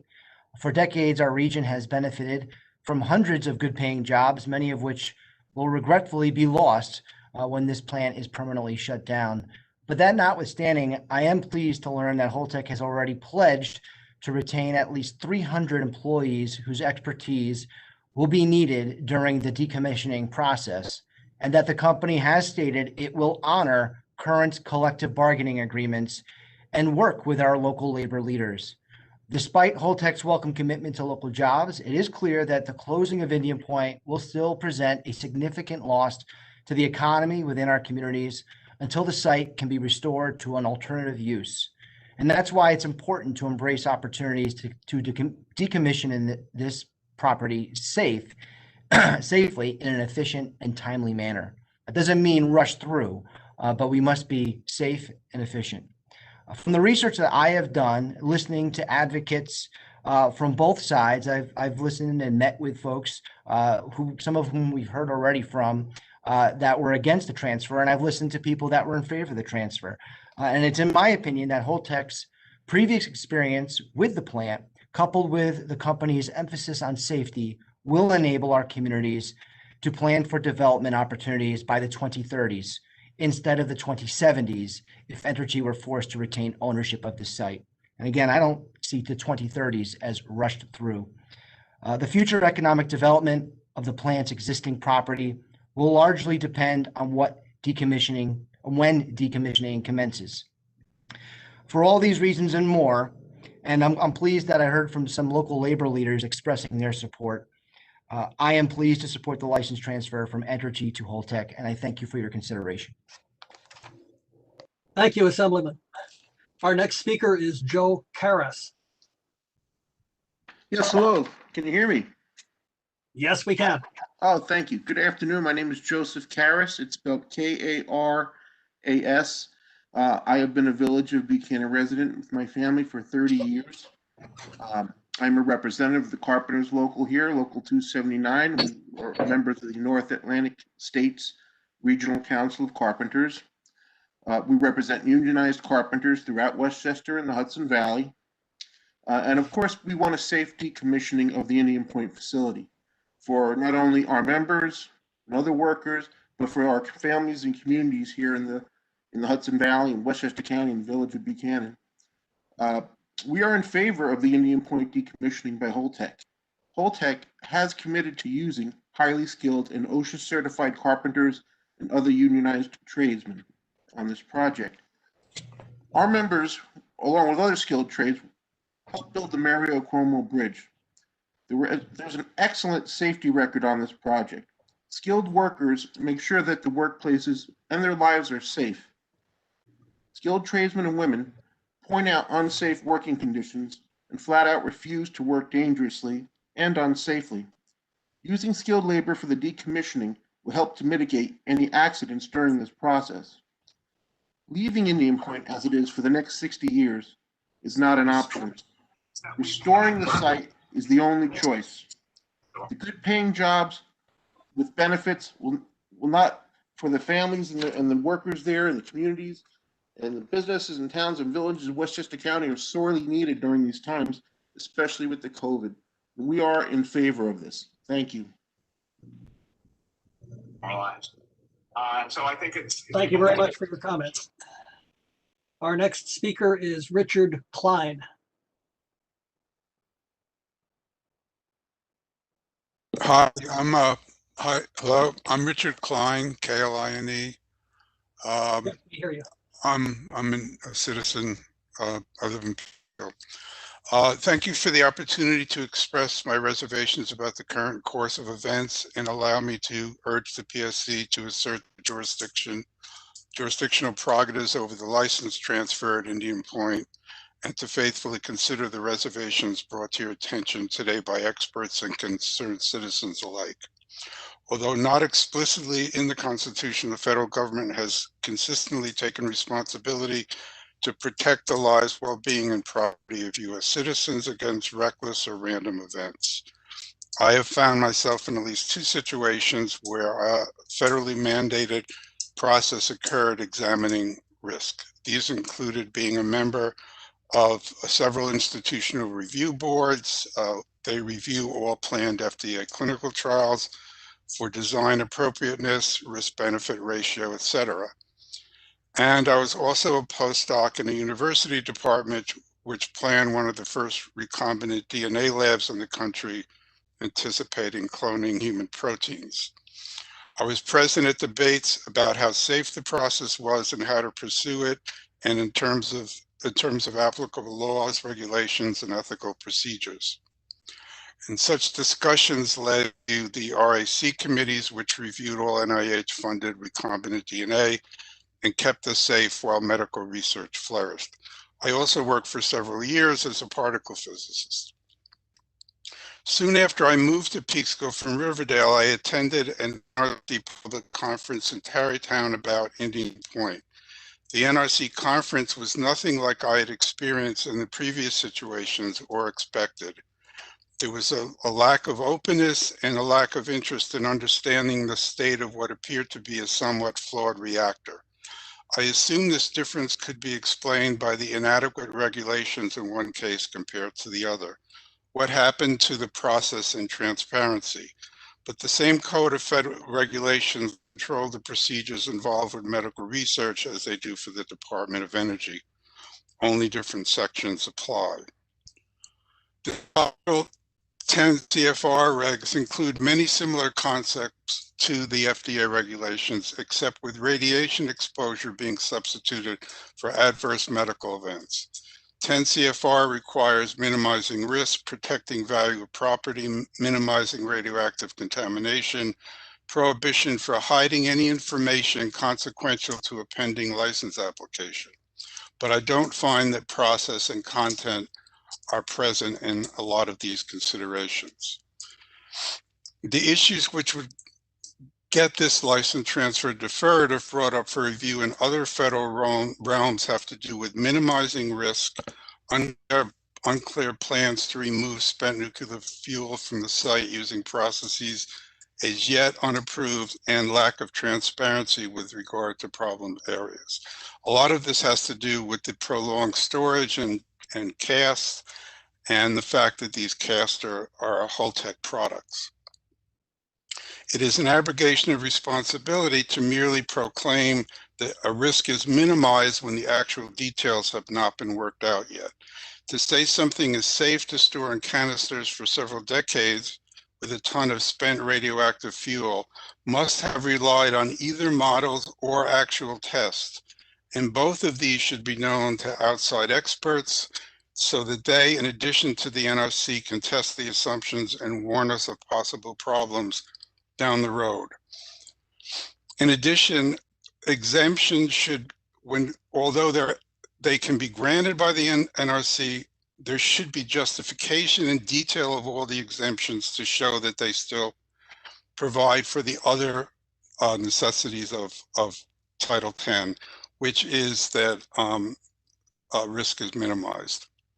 And further, the minimization of risk should also be shown in detail when there's self-referral procedures, like when Holtec puts fuel in the CIS down in New Mexico, which they themselves have developed. So the promise of rapid decommissioning is appealing, but I would say that it has cost, and that a really robust process of regulation and oversight by the NRC could act to a large extent to minimize these risks. Thank you. Thank you very much for your comments. Our next speaker is Tatiana Komen.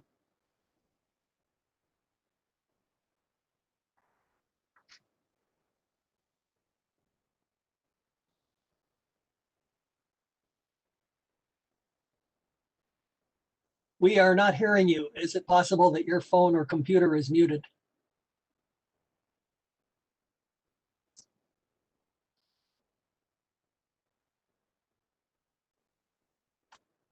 Okay, I'll move to the next speaker. Arthur Kramer.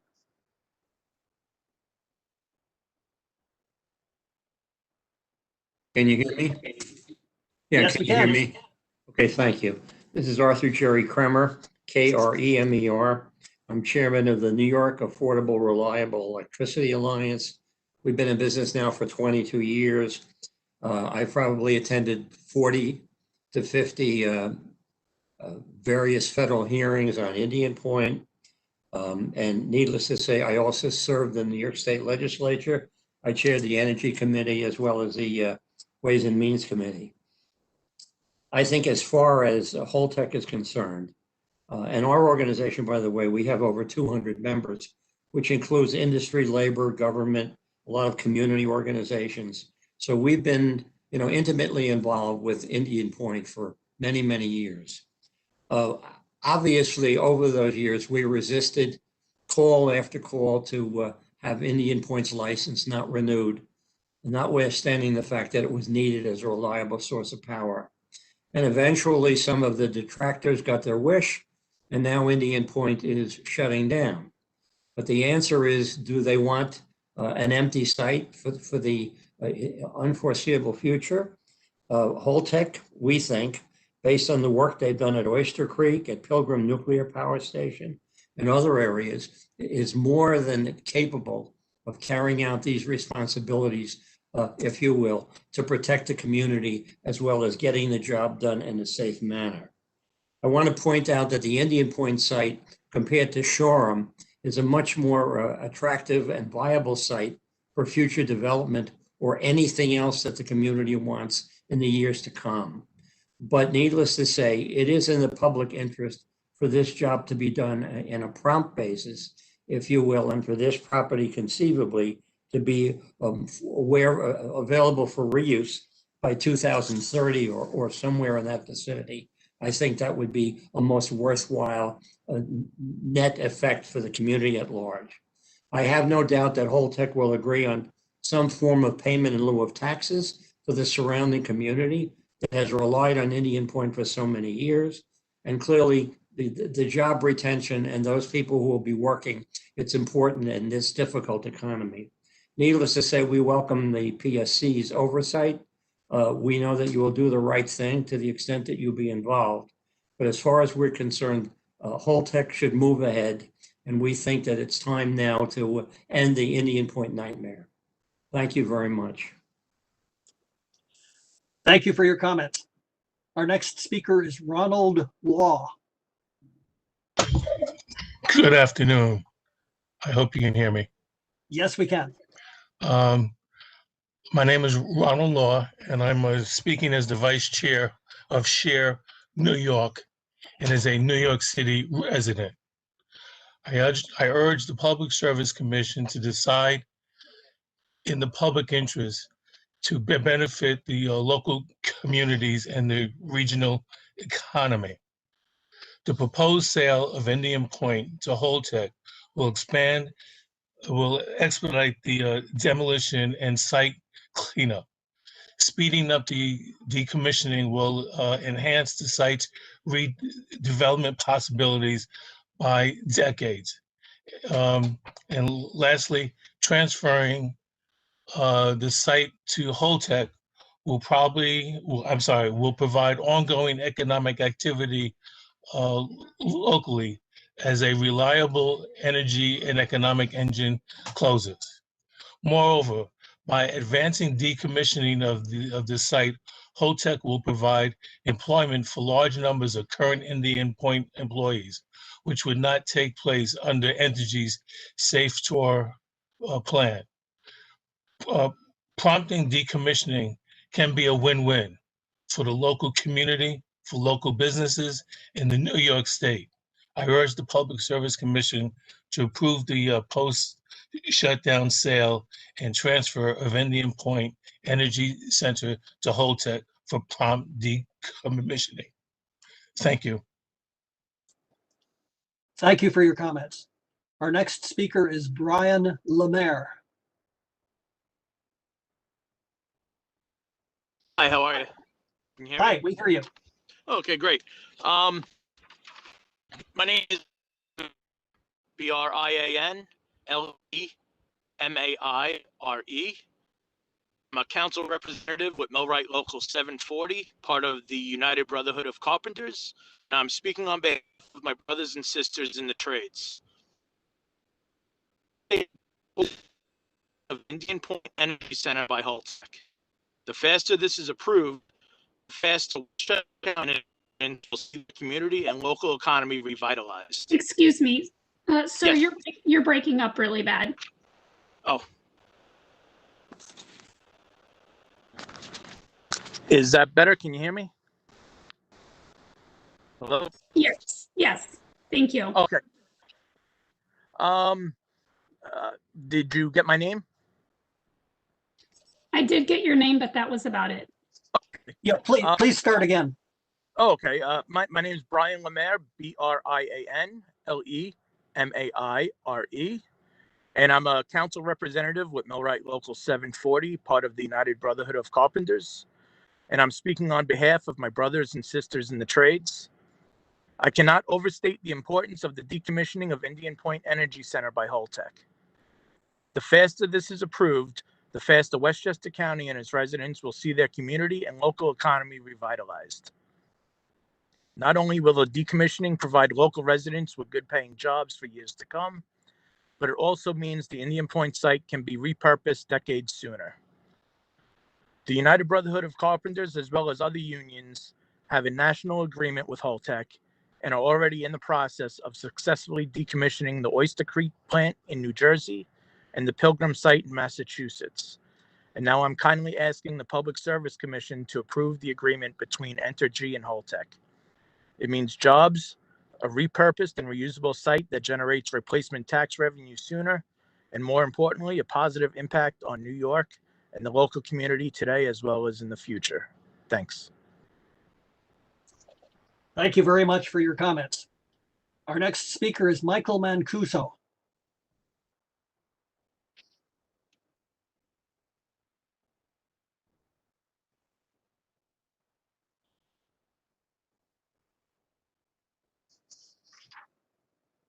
I do not see him on the list, Judge. Okay, we'll move to the next speaker, Deb Malone.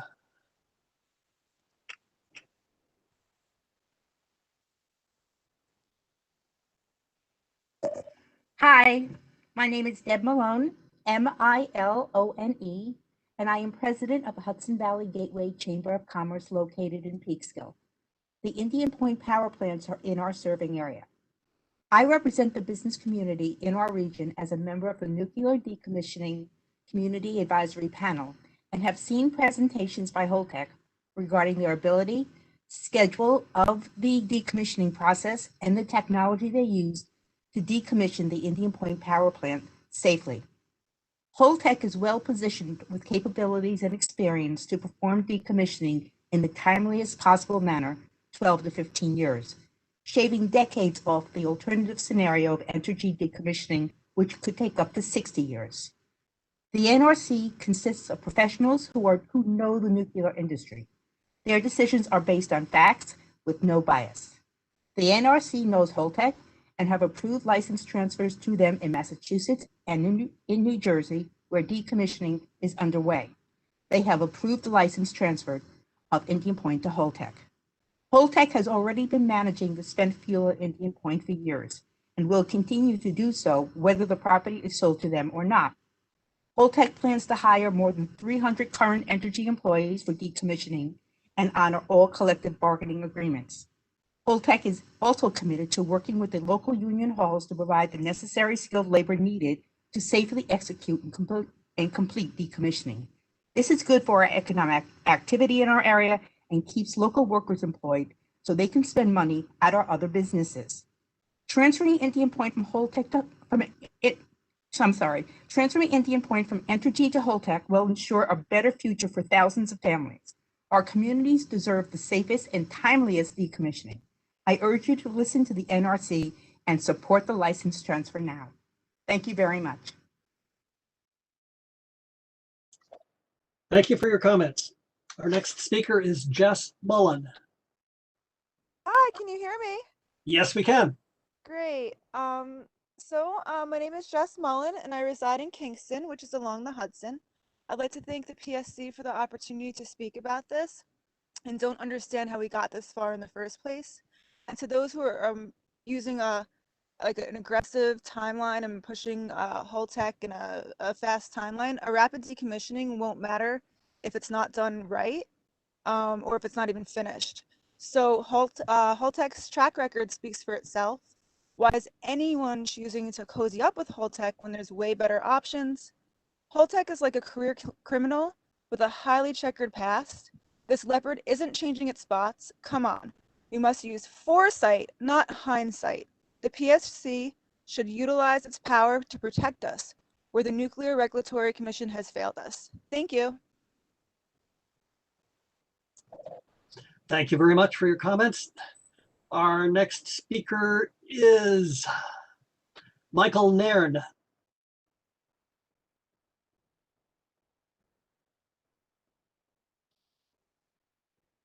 Can you hear me? Yes, we can hear you now. Okay, great. Good afternoon, everyone. My name is Michael Nairn, Nairne, and I'm a New York City resident. And I think it's clear that it's a safe and a swift decommissioning of Indian Point will be in the best interest of the regional economy. I think by moving the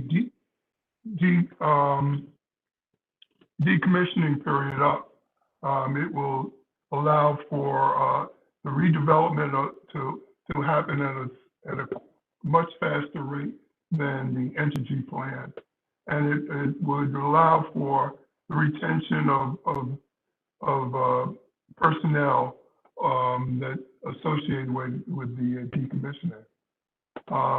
I believe Holtec's proposed plan is the first step to establishing a vibrant local community around the site and towards leaving the site, allowing the site to contribute to the regional economy.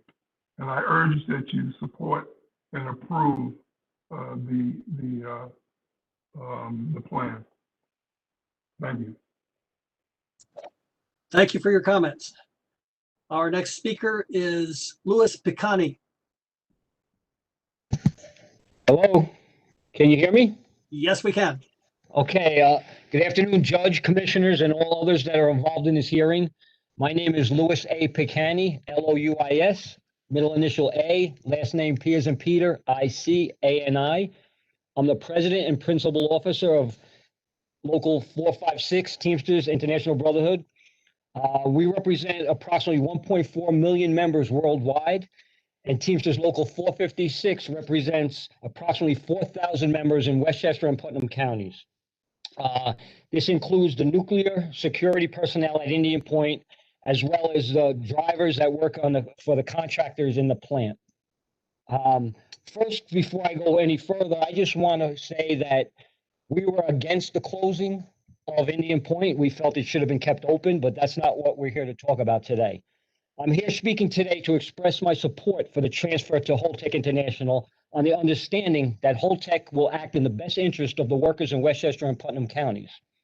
First, the Teamsters employed as nuclear security officers at Indian Point facilities are a highly skilled, exhaustively trained and experienced union workforce with the sole focus on protecting the Indian Point nuclear facility from nuclear sabotage. Holtec has committed to continue to employ these nuclear security officers throughout the decommissioning process. Holtec has publicly stated both that it will honor all existing collective bargaining agreements and representing a willingness to work with local labor unions to provide the necessary skilled labor needed to safely execute and completely decommission the plant. By assuming the Teamsters collective bargaining agreement, Holtec has assured the union it will work to maintain current staffing levels and to retain as many Teamsters as possible in the later stages of decommissioning. This will ensure that those dedicated individuals who have spent their careers ensuring the safety of the community are able to finish out their careers under working conditions in proportion with the position of trust. We also note that the safe and prompt decommissioning of Indian Point while utilizing local building trades labor is enormously beneficial to the community. As individuals who live and work in the community, Teamsters Local 456 has been an experienced and invested voice on the safety of Indian Point, both for our workers and the families and the community. It is anticipated that Holtec will, like at other locations, utilize local labor for decommissioning activities. We have enjoyed and continue to expect an open dialogue with Holtec, like we have had with Entergy, to address future needs of the site with respect to safety and future construction, sector work at the project during and after decommissioning, including trucking operations. We are currently in the process of negotiating a site agreement for Westchester and Putnam Council Building Trades to perform all construction work on the project, as Holtec already has agreements with the laborers, operating engineers, and the electrical unions, and I believe the carpenters. Teamsters Local 456 expects that Holtec will be a trusted and reliable partner who will work to align with all the stakeholders on the vision for repurposing the land for other purposes that may create opportunities for new construction, jobs, and ultimately revenue for the local community. For these reasons, Teamsters Local 456 supports the transfer of Indian Point to Holtec International, Inc. We believe this represents the best options for the plant to be decommissioned in a safe and timely manner. Thank you for your time. And thank you for your comments. At this time, I'd like to request everyone who has already spoken to please unraise your hands. That means if you're on the computer, you click on that little hand icon again, and that'll make it go blank. And if you're on the telephone, you hit *3 a second time, and that will take for us your hand back down again. Our next speaker is Peter Pokris. Good afternoon. Good afternoon. My name is Peter Pokris. It's P-O-C-K-R-I-S-S. Thanks for the opportunity to address you this afternoon. My name is Peter Pokris. I'm the Senior Vice President of Historic Hudson Valley. We're the largest nonprofit cultural organization here in Westchester County. And among our historic sites, all museum properties, are Van Cortlandt Manor, located in Creighton, just about 7 miles from Indian Point. Van Cortlandt Manor is perhaps best known as the location of the Great Jack-o'-lantern Blaze and I imagine a number of you have been to it over the last 17 years. A great event held each fall and a major driver of economic development in the Hudson Valley. Entergy has been a longtime friend, neighbor, and supporter, and we know firsthand how important Indian Point has been to the social, cultural, and economic vitality of our community.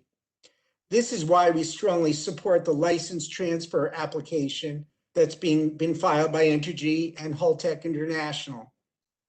Indian Point's closing in April will result in significant hardships on a region that has relied on the plant as a mainstay for its economy. Indian Point's provided hundreds of important jobs and incalculable related business opportunities. License transfer from Entergy to Holtec will help to ensure that the recovery from the loss of Indian Point will proceed not only safely, but as swiftly as possible. Holtec's unique expertise and capabilities in decommissioning nuclear energy facilities could accelerate the reuse of the Indian Point site by as much as 50 years. This will allow visioning and planning to begin sooner in identifying a new use for the Indian Point site that will bring vital jobs and economic activity to our region. Historic Hudson Valley urges you to follow the guidance of the NRC. We enthusiastically support the transfer of Indian Point to Holtec in order to ensure the best possible outcome for the people of the Hudson River Valley. Thank you for the opportunity to speak with you this afternoon. And thank you for your comments. Our next speaker is Fred Polvier.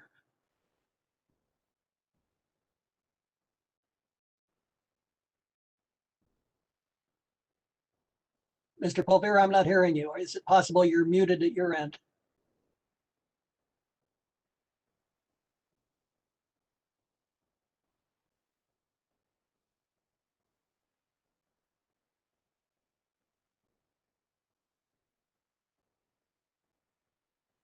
Okay, we'll move on to the next speaker. That would be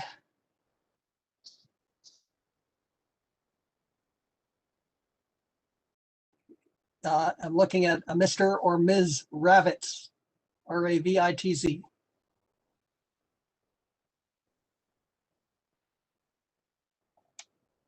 Hello, can you hear me? Yes, we can.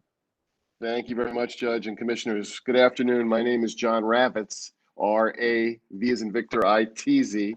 I'm the Executive Vice President and Chief Operating Officer for the Business Council of Westchester.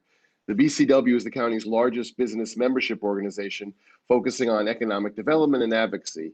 And the BCW has 1,000 members, including the multi-international corporations, hospitals, universities, biotech pioneers, professional service firms in all sectors, non-profits, and companies of all sizes.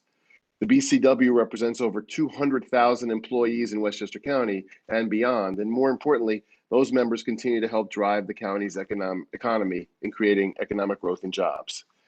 The BCW has long supported the safe operation of Indian Point, and now we feel that it is important that the focus on ensuring that the decommissioning, site restoration, and spent fuel management of Indian Point be done in the safest manner. That means having a company that has the most experience taking on this important role. The BCW believes that Holtec International subsidiaries is the right company to accomplish this delicate and technical work. Holtec is a worldwide technology and manufacturing company with particular expertise in spent fuel storage and other disciplines associated with decommissioning nuclear power plants. In fact, the NRC and its independent experts have already determined Holtec has the financial and technical qualifications to decommission plants in New Jersey and Massachusetts, in addition to Indian Point. Holtec has made the case that they can decommission Indian Point decades sooner than Entergy's plan, which would require safe store for an extended period. Given the realities of such a choice between a prompt decommissioning and safe store, the BCW believes the approval of this transfer to Holtec is in the public interest. This will facilitate the remediation and restoration of the site sooner rather than later, providing the possibility of new economic activity at the site, and Holtec will honor existing labor agreements, and over 300 current Indian Point employees will be retained by Holtec in the first phase of the plant decommissioning. Prompt decommissioning will also mean ongoing economic activity to support local trades and businesses through this transition from an operating plant instead of decades of dormancy. The BCW senior management team have met with Holtec officials. We are impressed with their proven track record of taking on the same type of responsibilities that they will now need to do at the Indian Point property. We also appreciate the fact that Holtec understands that they need to perform their work in a transparent manner. They are committed to being a proactive member of the community and have already held several meetings with key community, county, and state stakeholders. That collaborative spirit will be critical in making sure that they begin the decommissioning of the Indian Point property, that the community will have a clear roadmap on how Holtec will accomplish their work. It is for all the above mentioned reasons that the Business Council of Westchester urges the PSC to approve this transaction as soon as possible. Thank you very much, Judge and Commissioners. And thank you for your comments. Our next speaker is Olney Reynolds.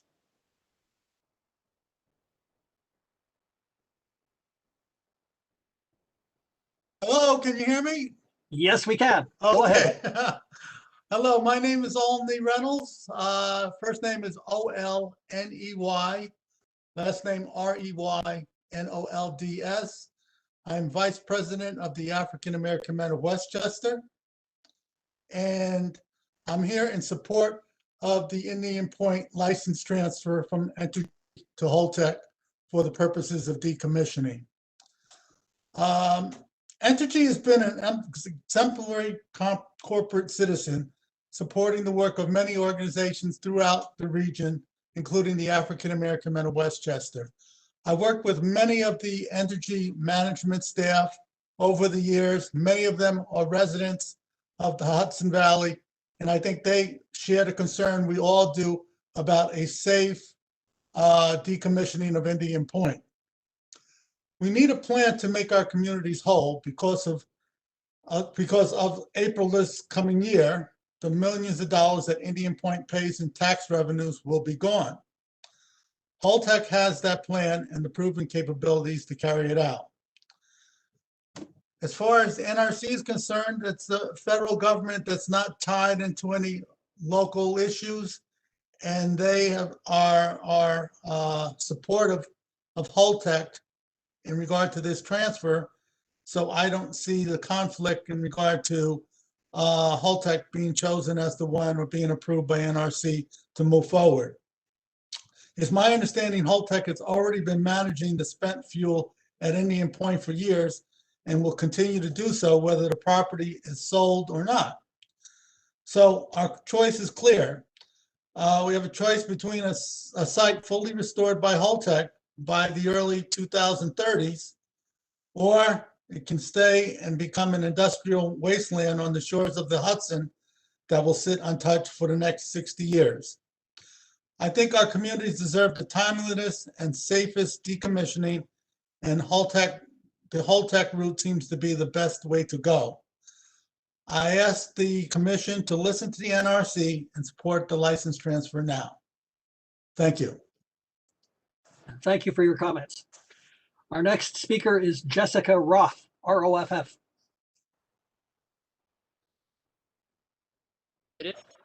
Hi, am I unmuted? Yes, we hear you. Great, thanks. Hi, my name is Jessica Roth. I'm a fourth-generation Brooklynite who spends lots of time in Westchester with local family and friends and for work. It is critical that the Public Service Commission deny the license transfer to Holtec for decommissioning Indian Point. It would be an irresponsible abdication of responsibility and authority to transfer Indian Point's license to Holtec for decommissioning. The Nuclear Regulatory Commission has already abdicated its responsibility, and as its standard operating procedure, since it really serves the purpose of supporting the nuclear industry as opposed to the communities where those facilities are located. The PSC therefore must exercise its full authority over this process. I'm troubled by the speakers who are assuming the baseline premise that a license transfer to Holtec will ensure a safe and timely decommissioning. I question how they read about Holtec and come to that conclusion. Holtec may as well be telling us that it is not what's going to happen with Indian Point in their hands. In analyzing Holtec's fitness to decommission Indian Point, it fails every category we can use to evaluate it. In fact, as I was preparing this testimony, it kept feeling like Holtec could be the company behind the shady dealings in a superhero movie, where somewhere in the middle of the movie, it's discovered that every bad thing that they're doing in the movie, they've already done, and the powers that be knew they had done it, but gave them the job anyway. Plus, let's not forget there's also a 42-inch high-pressure frac gas pipeline running under Indian Point, and that the Federal Energy Regulatory Commission, like the NRC, works to promote industry and not to protect the people, the environment, or the climate. FERC and NRC have also failed to effectively communicate on issues that affect both the plant and the pipeline. This co-location is so troubling and potentially dangerous that it was, in fact, the plot line of a television show. So let's take a look at what's going on with Holtec. Prior bad acts and corruption, including bribery, check. Prior lawsuits, check. Banned from doing business with federal and world organizations due to prior bad acts, check. Questionable financial stability, check. Misrepresentation of facts, check. Lack of transparency, check. Lack of experience for the specific job that they're trying to do, check. Pretending that other partially related experience is sufficient to prepare it to do the job at hand, check. Insider contracting, where one company is both parties in the agreement and stands to gain an immense windfall, check. Current active lawsuit pertaining to a contract, check. Decommissioning plan that incentivizes cutting corners and costs, check. Decommissioning plan that is incomplete and fails to address all the specific issues of the Indian Point site, check. Spent fuel storage plan that relies on transporting dangerous nuclear waste across 2/3 of the country, check. Spent fuel storage plan that relies on colonialism and continued oppression of Native peoples, including lack of full consultation and prior informed consent, as well as environmental racism, check. Safely closing and decommissioning Indian Point, continuing to provide local jobs in a tax space, cleaning up the site, safe storage of spent fuel, open and transparent communication with the local community, which includes all of New York State, because there's an actual problem, we are all going to be affected, and a productive, safe, and constructive plan to move forward are critical for all of us and our well-being. Holtec is not the only option for that plan, and it is not the company that will assure any of that. It's up to New York State through the Public Service Commission and a state oversight board to ensure that we are protected because the NRC has failed to do so thus far. Thank you. Thank you for your comments. Our next speaker is Michael Romita. Hello, can you hear me? Yes. Thank you. My name is Michael Romita, R-O-M-I-T-A. I'm the president and CEO of the Westchester County Association. Now, the Westchester County Association is a professional organization dedicated to cultivating a robust economic environment for our members and the community at large. We represent hundreds of the foremost businesses and nonprofits in Westchester and the lower Hudson Valley, collectively employing hundreds of thousands of employees. The Westchester County Association supports the proposed transfer of ownership of the Indian Point facility from Entergy Corp to Holtec International. Subject to reasonable safety assurances, we believe that the proposed transaction will result in the efficient decommissioning of the facility and will benefit the regional economy. The transaction contemplates a decommissioning schedule that enables the site to be repurposed and accretive to the tax rolls in the next 12 to 15 years, decades earlier than if Entergy continued to own the site. This accelerated timeline will be a tremendous benefit to the local communities who stand to lose over $30 million in annual property tax payments. Holtec has stated that it will honor all existing union contracts and will utilize local labor whenever possible. Hundreds of jobs will be preserved. Moreover, New York state law now ensures that the decommissioning workers will be paid a prevailing wage. The Nuclear Regulatory Commission has already approved the sale. With the closing of Indian Point, it's important that the facility be returned to beneficial use as soon as practicable while preserving jobs. The proposed transaction accomplishes these goals, and accordingly, the WCA urges the Public Services Commission to grant joint petitioners' request. Thank you. Thank you for your comments. Our next speaker is Amy Ross-Marin. Can you hear me? Yes, we can. Great. My name is Amy Rosmarin, AMYROSMARIN.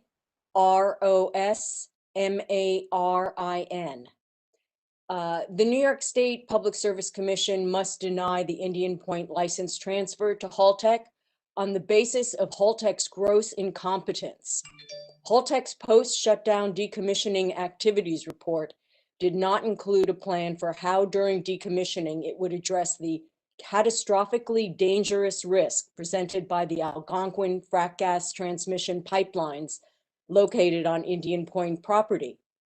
Indeed, in the post-shutdown decommissioning activities report, it did not even mention the pipelines. If Holtec knew about the pipelines and chose to ignore or hide that knowledge, it would be indicative of their reckless lack of concern for safety. If Holtec did not know about the pipelines, it would be indicative of their incompetent ability to evaluate a site.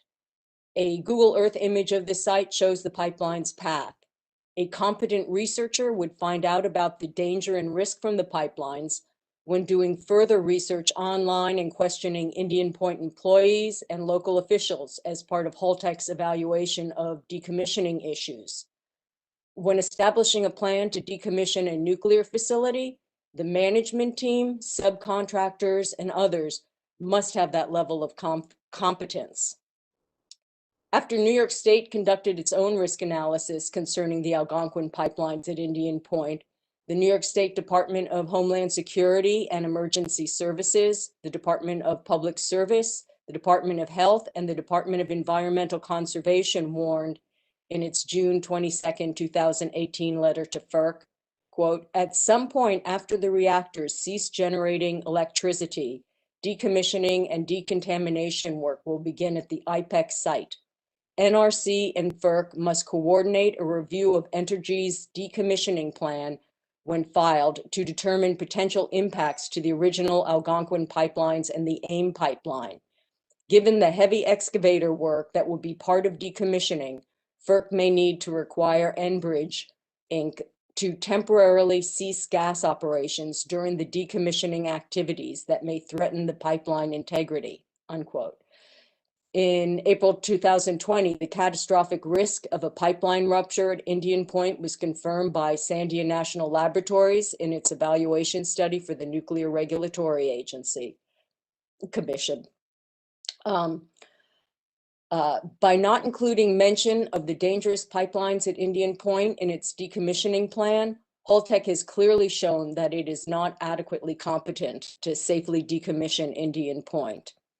And I also want to add that some on this call have stated that if the license transfer to Holtec is denied, the work and associated jobs will be delayed for decades. I want to reiterate that there are other companies with better reputations and experience, including Energy Solutions and Northstar, that offer decommissioning packages. Thank you. Thank you for your comments. Our next speaker is Joseph Ryan.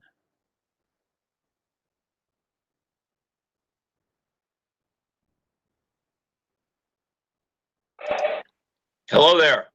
Hi, we hear you. How are you doing? Very good, thank you. All right, I think everybody probably could use a break right now, but unfortunately I can't give you comic relief. I agree. First of all, my name is Joseph Ryan, R-Y-A-N. I've been in the area down here since 1969 when I started teaching in the school district. And if we were on video, you'd see I'd have shell-shocked eyes and white hair because of 3,211 7th and 8th graders, one of which was our mayor, Teresa Knickerbocker, which basically said what I wanted to say, because I think Holtec's going to do a good job. Now, another piece in this, and I'm not going to probably beat you to death with my resume, I still am an active volunteer firefighter, exterior now, with Verplank, and I'm a trustee, so I spent a lot of time at Indian Point. And Entergy's been a very good friend to us, and a very safe plant. And I like to think that there's some trust here that when they chose Holtec to do with, and I know we always hear it's always business as usual, but there might be some kind of moral judgment on this also. I think they're going to do a decent job from what I've been able to research. But for those of you in the commission and your honor, your judge, I'd like to just quote one thing. I personally am in support of Holtec getting the contract. But I hearken back to my father, God rest his soul, Joseph J. Ryan Sr., who was a multiple elected district attorney of Franklin County when he would address either the grand jury or a criminal jury. He said, when you took this and you decided to be on the jury, that you didn't park your brains at the door. And I have every bit of faith that the commission and you, Your Honor, will take this information that you're getting from a wide variety of sources and make the best judgment you could. So thank you for doing this, and thank you for listening to us. And it's really nice to see democracy at work. And thank you, sir, for your comments. Our next speaker is Jennifer Schneider. Thank you. Good afternoon. Thank you. We hear you. Perfect. All right. My name is Jennifer Schneider, JenniferSchneider. Thank you so much for letting me take the time to comment. I'm an international representative for International Brotherhood of Electrical Workers, and I'm a New York State resident. Today, I'm asking the Public Service Commission to approve the agreement between Entergy and Holtec. With this approval, Holtec can begin decommissioning immediately after the sale and receiving all regulatory approvals, and will complete this project in 12 to 15 years rather than the current plan of 60 years. And at a time when we need to be thinking about New York workforce more than ever, it is important to note that they can keep more than 300 current Indian Point employees, and all existing collective bargain agreements will be honored. They have a national labor agreement with Laborers International Union of North America, International Union of Operating Engineers, and International Brotherhood of Electrical Workers. And they have a national agreement with International Association of Iron Workers and a national specialty services contract for radiological protection with United Brotherhood of Carpenters. These unions provide expertise in their industries, and these agreements will help provide the local skilled labor needed to safely decommission the plant. Besides the fact that much needed jobs will be retained, with more being created sooner than later, this plan also means that Indian Point can be repurposed much sooner. Holtec's plan for decommissioning is good for New York and our local communities. Thank you. Thank you for your comments. Our next speaker is Catherine Skopik. Thank you. Thank you. Can you hear me? Yes, we can. Okay. Thank you, members of the Public Service Commission, for holding this hearing. We've been looking for a hearing for quite a while. I would like to say that I am an educator, having worked with graduate students at the university level, chair of several environmental organizations, but this is not so much about me. All you need to know is I speak as a citizen. This is more about you, members of the Public Service Commission.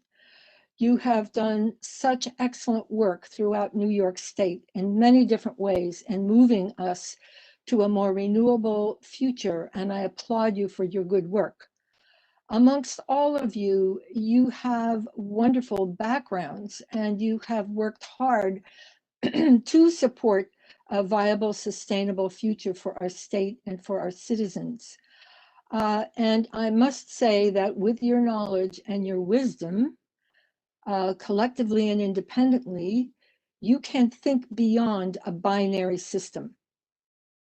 That means there are many choices that are open. You are not limited by just two. Our computers are set up on binary. We have opposites. So many things are binary, but you can think beyond a binary system. And I applaud you for this. I am in favor of a safe decommissioning. That means denying the license transfer to Holtec. I like to think in terms of yes. So I am for decommissioning it and to decommissioning it safely and in a timely fashion. And I would like to say to all the workers who are here represented on this comment hearing, no one wants to lose their job. But in a particular decommissioning of a power plant out in California, all of the workers were given the choice. Do you want to stay on? Do you want to be retrained? Or do you want to retire? Other companies can rehire you. Holtec is not the only company in the world. And any company that would be hired, I'm sure would do the same. So your argument that you would lose a job, I don't think is exactly accurate, although my heart goes out to you because nobody wants to lose their job. So I appreciate your concern. I would also like to say that the PSC is so important to us, and I urge you to go ahead and make your wise choice. I trust in your wisdom. And you've been hearing all day long of how some of the problems of Holtec exist, and I will just mention three: the safety issues, the casks, the shims, the several accidents that almost occurred, and also their questionable financial situation, the fact that the World Bank would not do business with them, nor the Tennessee Valley Authority, should speak more loudly than anybody who simply says they're a good company. There is proof out there, undeniable proof, undeniable facts that Holtec is not a reliable company with integrity, and the citizens of Buchanan could end up losing their fund that they've worked so hard, that all of us have contributed to, all ratepayers have contributed to this fund. And we want to make sure that it is spent wisely and not given to a company who will fritter it or who will double dip or triple dip and to be paid and to make money off what we have done already in looking for a good, safe decommissioning. And the third issue that I would like to mention is the storage of waste. And along those lines, please know that the Federal Waste the Federal Waste Control Act said that all nuclear waste can only be stored in a federally approved permanent nuclear waste repository, and we have none. Again, this is the Federal Waste Control Act. Any storage other than in a federally approved waste repository is illegal. So right here in front of you, you have the fact that Holtec plans to move waste storage to a CISF. That means a storage facility, an interim, a central interim storage facility in New Mexico. That is illegal right in front of you. And our Attorney General and Riverkeeper both have cases against Holtec. So I'm not quite sure how anybody could, even beyond 10 minutes, consider transferring this license to Holtec, in all due respect. And I do want to be respectful of everybody, no matter what your opinion is, and I hope I am. This is an issue of importance, not only to the 20 million people living within a 50-mile radius of Indian Point. This could be a model for all the 90-some decommissioning plants that are going to be coming in the future. That we have a citizen input into this process that will protect the citizens, that will protect all life, plants and animals in the Hudson River, on land and water, air. And this is our responsibility and our job as citizens. So it's not just for the 20 million. It could be, in fact, for the 90-some nuclear power plants in this nation soon to be decommissioned, and the 83,000 metric tons of nuclear waste that has already been accumulated. So we have a lot to think about, and I do trust you, members of the Public Service Commission. I trust you. I have read about you and your lives and your biographies, and I know your collective wisdom. You are definitely can possibly make this choice to preserve our integrity and the lives of us citizens. Thank you so much. And thank you for your comments. Our next speaker is Joan Vogt, V-O-G-T. Hi, can you hear me? Yes, we can. Oh, great. Okay. Hi, my name is Joan Vogt. That's V-O-G-T. And I'm with Power Through Cortland. I live about 3 miles from the plant with my family. And Power Through Cortland, we're a group of concerned community members dedicated to helping our town through the challenges that we'll face, helping our community against adverse financial, environmental, education, business, and legal impacts of the plant closure. So here are our thoughts.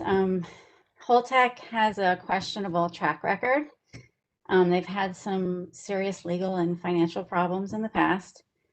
Holtec's plan to store nuclear waste off-site, their ideas are unrealistic and illegal, and it's irresponsible for them to lead the local community on with that idea. So for those of us who live here, their safety record is the scariest part. And we're definitely not experts, but we're learning more and more about best practices for decommissioning. And we want the bar to be set as high as possible. We're hearing that there are other options. If it's Holtec, we need more assurances.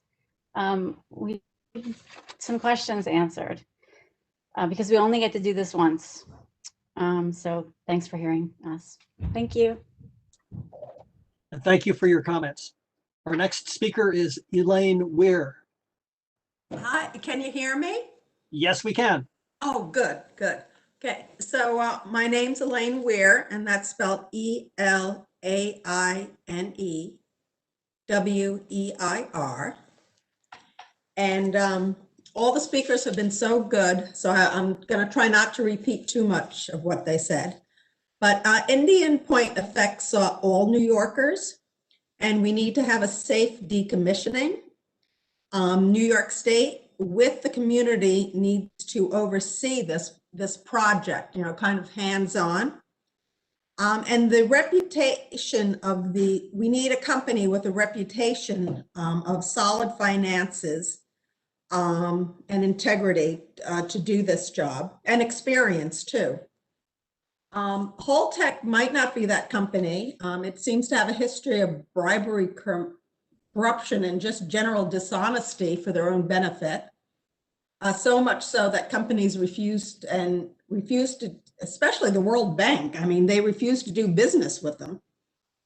And then Holtec's finance seems to be a little bit questionable, since you can't really, since they're a subsidiary, some sort of subsidiary, or privately held, you can't. They're not even not even publicly a public company. So that makes me very, it sounds very small.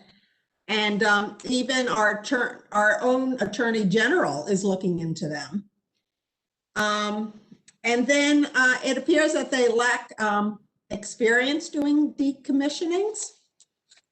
But the thing that also bothered me is the specifications for the project aren't even defined. The AIM pipeline wasn't even mentioned in, on something that they had to be careful of, which is a real safety issue. And also, what do you do with this waste? It seems like everybody has different ideas. Some are going to move it over to New Mexico, but they don't want it. Some are saying it's going to be stored on site, and others are going to say it's going to, did I hear it right, New Jersey, to be reused as fuel. Maybe I heard that totally wrong. So anyway, the specifications for this whole project really need to be outlined. And I don't think we have enough to even, we should put it into a proposal and have everything we want. Oh, and those storage canisters didn't seem strong enough either. So the New York State Public Service Commission shouldn't rush in to approve any company until we check the integrity, the finances, and the experience. And there are alternatives to Holtec, Energy Solutions, and this North Star have been suggested. So they might be better choices. We really need to research more. I don't think there's that big of a rush. I think it's better to take our time and get the right company with the right specifications and know exactly what we're doing. Thank you. And thank you for your comments. Our next speaker is Paul Blanche. Hi, this is Paul. Can you hear me? Yes, we can. Great. Appreciate this opportunity. I'm got a lot of experience with Indian Point. By the way, my name is spelled Paul Blanch.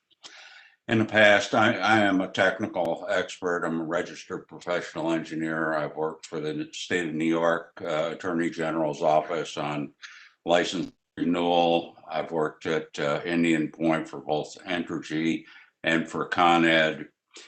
And one thing that I think the PSC needs to clarify is the basic topic that we're talking about. And there seems to be a lot of confusion. And that is, what is decommissioning? Decommissioning is different in everyone's mind. In my mind, it includes removal of all fuel from the site. I don't think that's clear to everyone right now. Everyone's been talking about repurpose the site. No one's going to repurpose the site as long as you've got a few hundred tons of spent nuclear fuel. Again, because I'm an engineer, my issues are technical. I have dealt with Holtec, but as far as disposal of the spent fuel, it's going to go into dry cask, whether they're Holtec cask or not. But that's a one-way street leading to a dead end. Dry cask is ever going to be removed. The NRC Holtec has no provisions, and believe me, I've been working on spent fuel issues since 1993. I've been working with the Nuclear Regulatory Commission on very significant technical issues about the casks themselves. We have a meeting scheduled, a 2-hour meeting with the NRC, which is going to be by Zoom or WebEx, and that's going to be on March 9th of 2021. We've got major problems. The Holtec is claiming that these canisters are essentially indestructible, non-credible. I've challenged the NRC on that. We're going to be meeting with that. There's no way to retrieve the fuel once it's in the cask. There's no way to transport it, because to transport it, you have to move it from the dry cask that it's in into a transportation cask. There are no provisions. As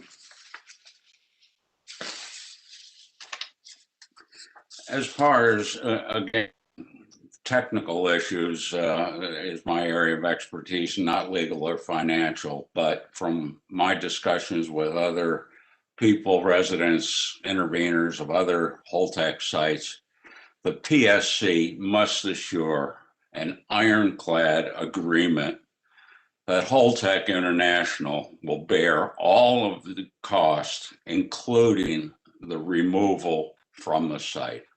It's not clear to me. I don't know whether it's clear to the others, but what is really included? Does it include removal from the site? The bottom line is, due to the technical problems, the fact that we've got to include removal from the site, and just to address these technical problems, is going to add additional costs to the decommission, and assuming you define decommissioning as including removal from the site, is likely to add hundreds of millions of dollars.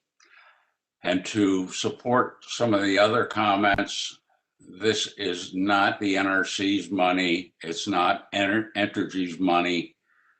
The Public Service Commission must assure that they get the best solution to prompt decommissioning, and that is to closely look at how Entergy is spending the residents' money to select Holtec. I think this needs to be closely looked at by the PSC. I appreciate your time, and thank you very much. And thank you for your comments. Our next speaker is Courtney Williams. Hi, thanks. If I might suggest for tonight's meeting, letting folks know when they are on deck to speak might help things move more smoothly. So my name is Courtney Williams. I am the co-founder of Safe Energy Rights Group. That's COURTNEYWILLIAMS. I would like to start by pointing out that the people speaking in favor of this license transfer are ones with a vested financial interest in Holtec getting this license, because they will trade their integrity for charitable donations like Historic Hudson Valley. They're naive enough to think that Holtec will give them jobs. I urge the union reps to read what is happening at Oyster Creek right now.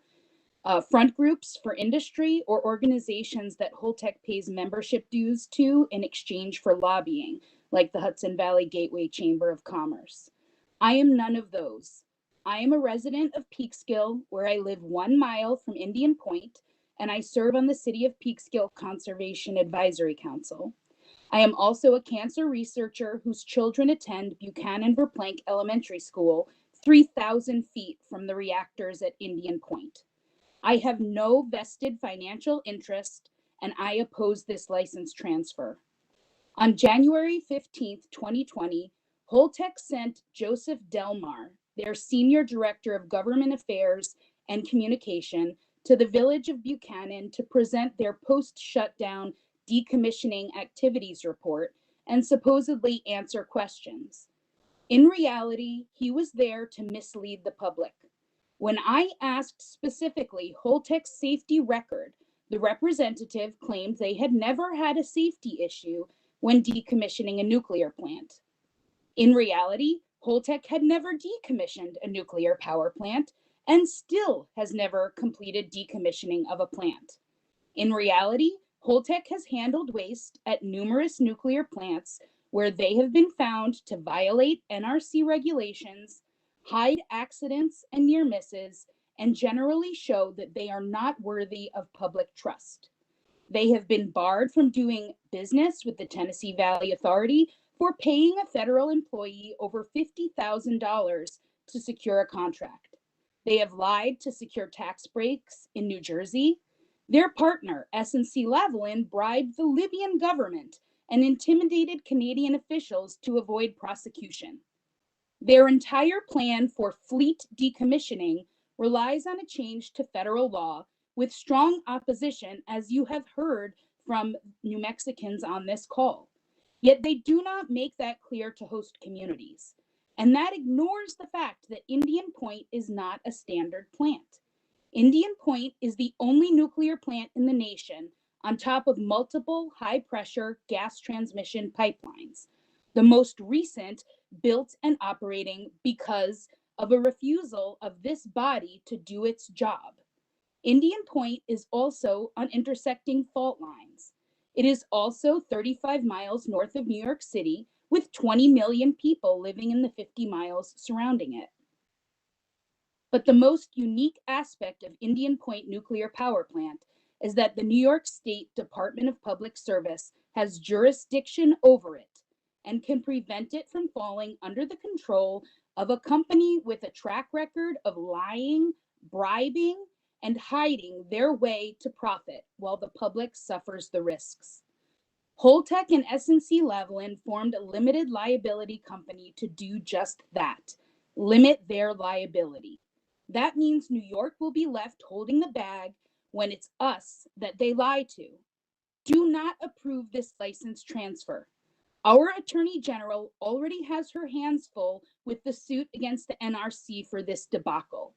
Don't put more of Holtec's criminality on her plate. Shut off the gas under Indian Point and deny this license transfer. Thank you. Thank you very much for your comments. Our next speaker is Supervisor Linda Puglisi. Yes, good afternoon. Thank you for listening to me. We have worked together with Entergy for years in the town of Cortland and the village of Buchanan as the owners of Indian Point's nuclear plants. We haven't always agreed on everything, and I've always had tough questions, and rightly so, but we've had a working relationship. And I've attended all their hearings over the 30 years that I've had the honor of being Cortland's town supervisor. So I have been there over the years. Now we are faced with only one company, one sole source. There are other companies to consider, my opinion, to be approved by the NRC, even though the NRC to date has not agreed to hold a public hearing in our area. That is absurd, something of this magnitude. In the town of Cortland, we always have more than just one sole source when we're considering voting on various projects. This is not a drainage project. It's not a paving project. This is dismantling, decommissioning of nuclear plants. Since the announcement to close Indian Point 4 years ago by Governor Cuomo and the CEO of Entergy, the then CEO, without any prior notification given to us at the local level. However, we must go forward, and along with our town board, mayor and trustees of the Village of Buchanan, the host community of Indian Point, we must go forward. So we have, on behalf of the town of Cortland, I state we have many issues of the transfer to Holtec, and we have many questions. They need to be answered fully before any transfer takes place. Let's do it right. This is too big. This is too critical for our community, for our region, for our state, and for the industry. Number one, we want a plan from Holtec. Haven't seen the official plan.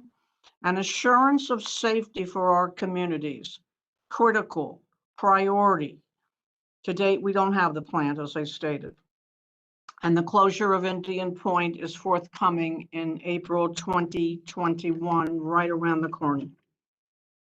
Sensitivity of the environment is critical as well. The Hudson River abuts Indian Point, the 33 wells that are there on the 240 acres of Indian Point.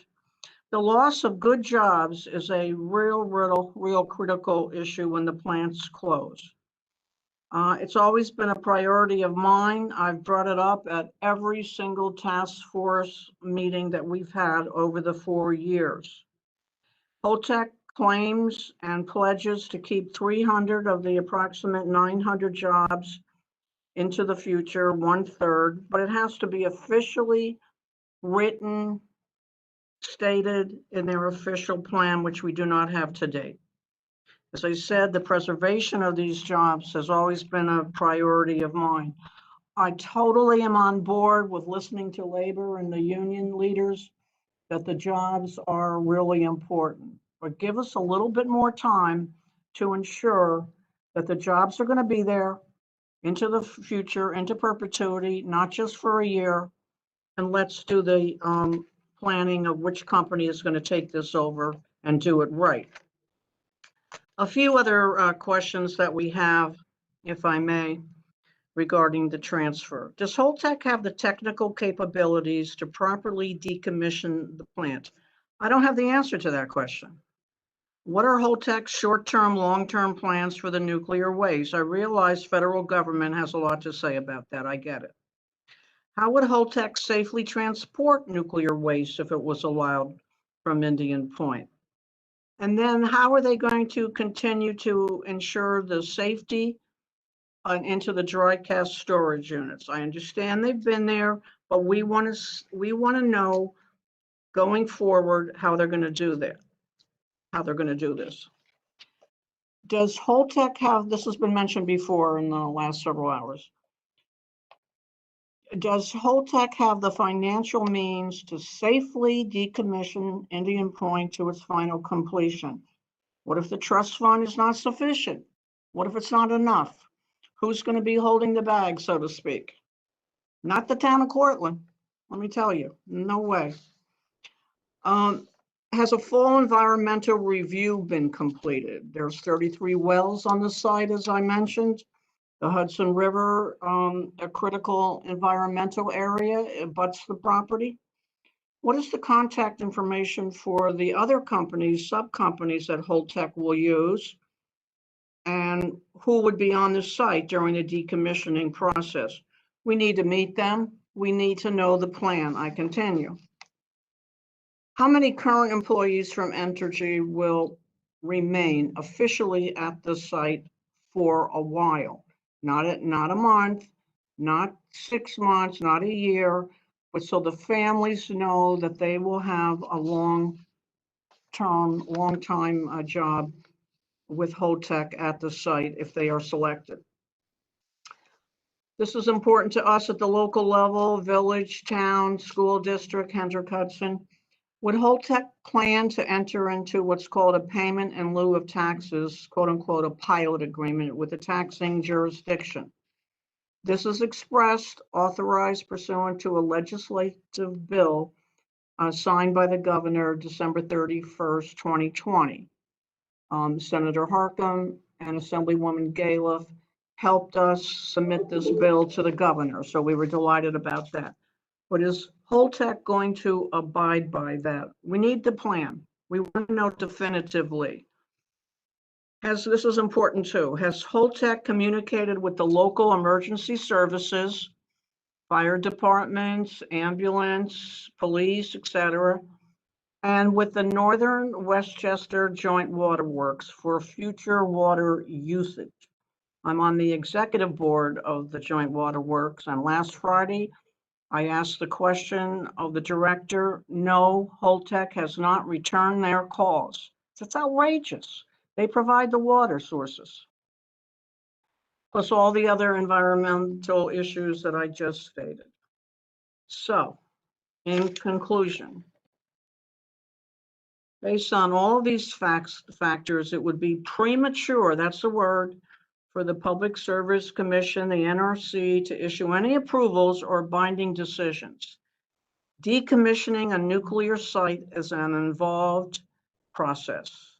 No company should be awarded its approvals before all questions, not just from me, but from all the others and many others, are fully, completely answered to the satisfaction of all regulatory agency. Also, a public hearing in our community by the NRC is a must. We live here. We work here. We need to be heard. Thank you for listening to me. Excuse me. I need her to state her name for the record, please. Linda Puglisi, P-U-G-L-I-S-I, Supervisor of the Town of Cortland. That's correct. Thank you for saying it for me. Hello, Supervisor. Long time no see. Thank you. Our next speaker is Peter Wolf. Can you hear me? Yes, we can. Okay. A lot of the ground has been covered, but I wanted to go into one aspect which I think would be useful for the Public Service Commission if they haven't already seen this. And that is the financial aspect of this. I think the first thing to understand is that, as mentioned, Holtec is privately owned. So that means it's very difficult to ascertain what assets are available and how to assess their financial strength and their viability, not only today, but during the entire course of decommissioning, which has now been expanded to about 15 years. Secondly, if you look at the Decommissioning Trust Fund, which was created by assessments on ratepayers, there's somewhere between, I've heard estimates of $2.1 to $2.3 billion in the fund. But the current estimate for the cleanup today is $2.4 billion. Not a great discrepancy. However, this figure is before there has been a site characterization. Now, the site characterization actually is going to determine how much it's actually going to cost. So maybe it's $2.4 billion, or maybe it's $2.7 billion, or maybe it's $3 billion. We don't know. In addition to that, usually costs go up. You're looking at a period of 15 years. Plus the fact that usually it's said that in the last 5%, usually that's when the surprises occur. So if you have a company that's privately held and you don't know what their financial strength and viability is, this is something that needs to be seriously questioned. Thirdly, Holtec intends to use the decommissioning funds for nuclear waste management. And approximately 95 to 98% of these funds are usually reimbursed down the road by the Department of Energy. However, there is no commitment by Holtec to return these funds to the decommissioning fund, and we're looking at probably something like $500, $600, $700 million. So there's no assurance that that will be done. So that in essence, what you're doing is you are reducing the decommissioning fund down to say 1.5 billion, and your cost may be 3 billion. So what happens at this point in time? It is very likely that there are several possible outcomes. One, of course, is that they would try to reduce the cost of cleanup. Does that mean that they're going to be cutting corners? That's the question that needs to be asked. Secondly, there's the risk that they could just throw up their hands and go home and say, just bankrupt the subsidiary that's involved with the cleanup project. So the state of New York or the taxpayers would be looking at a loss of somewhere between $1 and $1.5 billion. So if somebody were to want to approve the sale from Entergy to Holtec, it would seem that the Public Service Commission should be involved in a diligent, continuous monitoring of the decommissioning fund and a verification that the decommissioning project is being done properly and completely. And they should look into, if they're going to approve Holtec, they should be looking into how to gain this financial assurance. There are various mechanisms. There are insurance bonds. There are performance guarantees. There are letters of credit. There are other types of performance type guarantees. And I think when you have a private company, as I said, that does not show their balance sheets and does not commit their own private funds, that if there is any type of approval, there needs to be really strict and competent monitoring of the situation. So I just thought I'd go into one aspect of this in detail. Thank you. Thank you very much for your comments. Our next speaker is Jan Boudart.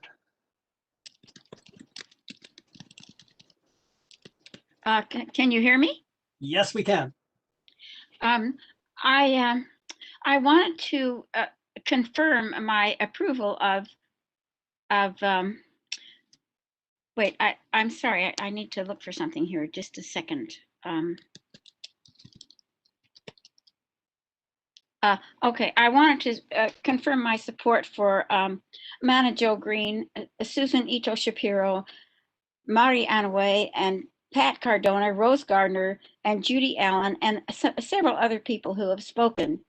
And mainly, my comment is about the what seems to me to be hidden, and that is that this transfer is not going to an entity called Holtec.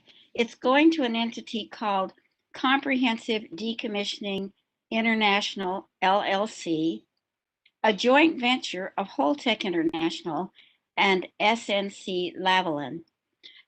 The problems with SNC Lavalin are major and very, very well known in Canada, that SNC Lavalin has bribed people from all over the world where they've had contracts in Bangladesh and Libya, to name two.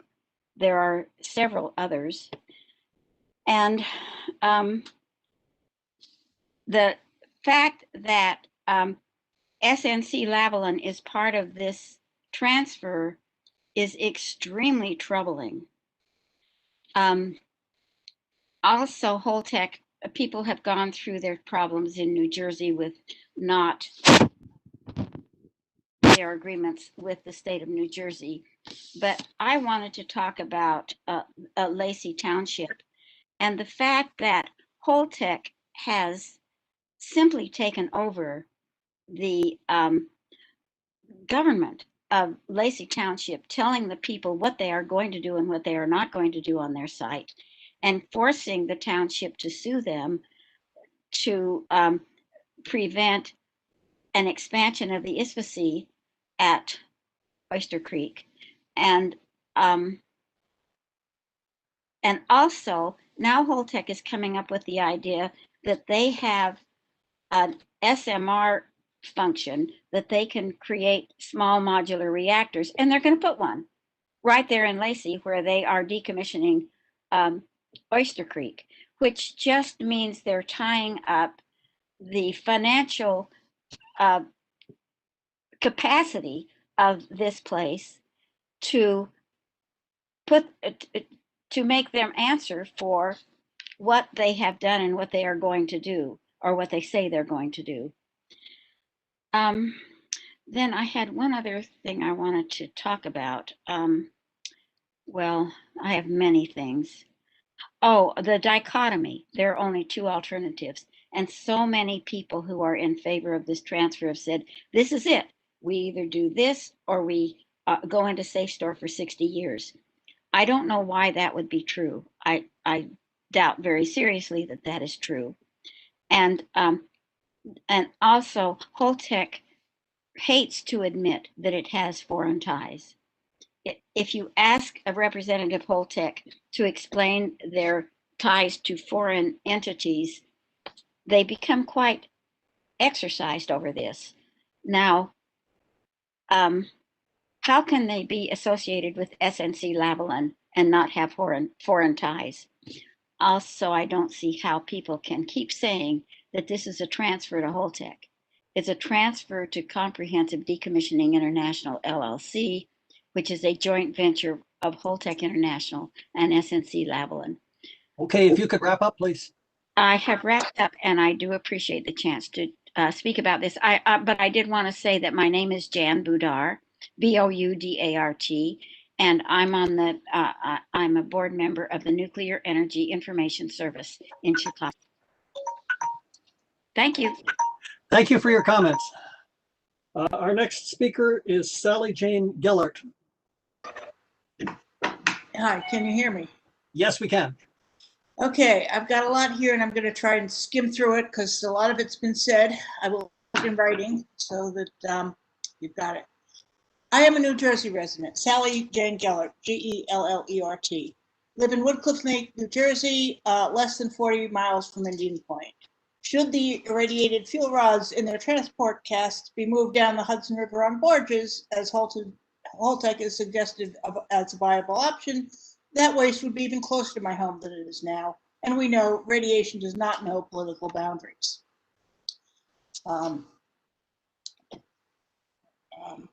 I look to the New York Public Service Commission to do a much better job than the New Jersey state government has done with its decommissioning board. They have a few officials who really, I don't know what they're doing. Residents of Lacey Township, where the Oyster Creek nuclear plant is located, have a hard time getting any information from Holtec. The state oversight board has been of no help to them. They don't even hold open meetings. So kudos to you for doing this. Residents in Lacey are left guessing. Please, you take that cautionary example of a bad practice to heart and exercise your authority to protect local residents, both here at Indian Point and in time at the other nuclear reactors in the state as they are closed in turn. This application serves Entergy's business interest, Holtec's, and as Jen said, CDI's business interest. Your role is to determine whether it also serves the public interest. Frankly, I don't see that it does so. Holtec makes unsubstantiated allegations, which I'll get to later. Your job is to kick the tires, so to speak, and determine whether those allegations can be supported in actuality. The Nuclear Regulatory Commission seems to grant exemptions, rubber stamp everything, technical, financial, without conditions, whatever the industry asks, their budget is based on the number of plants they're regulating. So they have an incentive to just let the industry go wild. We cannot trust the agency to enforce even the safety standards and financial requirements that are on its books. Holtec does not play well with others. I will forward a letter that the CEO Chris Singh wrote, scathing, vitriolic, arrogant response to the citizens engagement panel's criticism of the company. Well, we don't need that here. People can be criticized and people should be civil about it. Is this somebody that, you know, local government should be forced to work with? In addition, they prematurely released their post-shutdown activities report. Going ahead as the NRC, the PSC would not have the temerity to question their application. That offends me as it should offend you. You have a job to do. They should let you do it before they start work. They state, as Mr. Blanche said, they state that their leakage from their tests is not credible. I was on the original meeting that was supposed to be held when they finally acceded to Mr. Blanche's request. We went for 35 minutes while the NRC struggled to get us all connected to a video conference or an audio conference, delaying that hearing until March 9th. I may be a bit unfair in criticizing that mishap, but wow, the Nuclear Regulatory Commission and the nuclear reactor. So I encourage everyone here. Could you please wrap up? Speakers and listeners to attend that delayed hearing on the real possibility of gas leakage. Okay, I'll just stop there. I've got more pages, but I'll send it in writing. Thank you. Okay, thank you very much for your comments. Our next speaker is Tatiana Komen.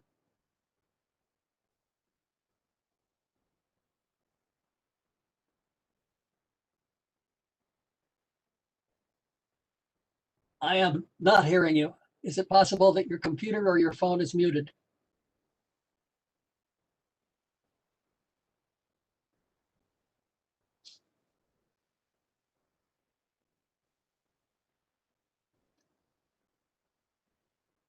I'm sorry, we'll have to move to the next speaker.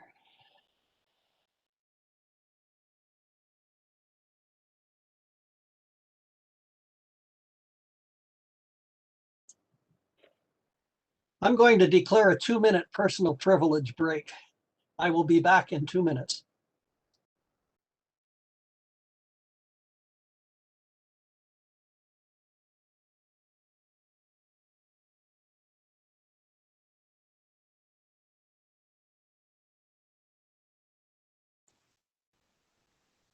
Ms. Komen, in the meantime, I did send you an email with the call-in information. If you want to try calling into the hearing instead of coming in electronically, and you may be able to have better luck that way. Thank you.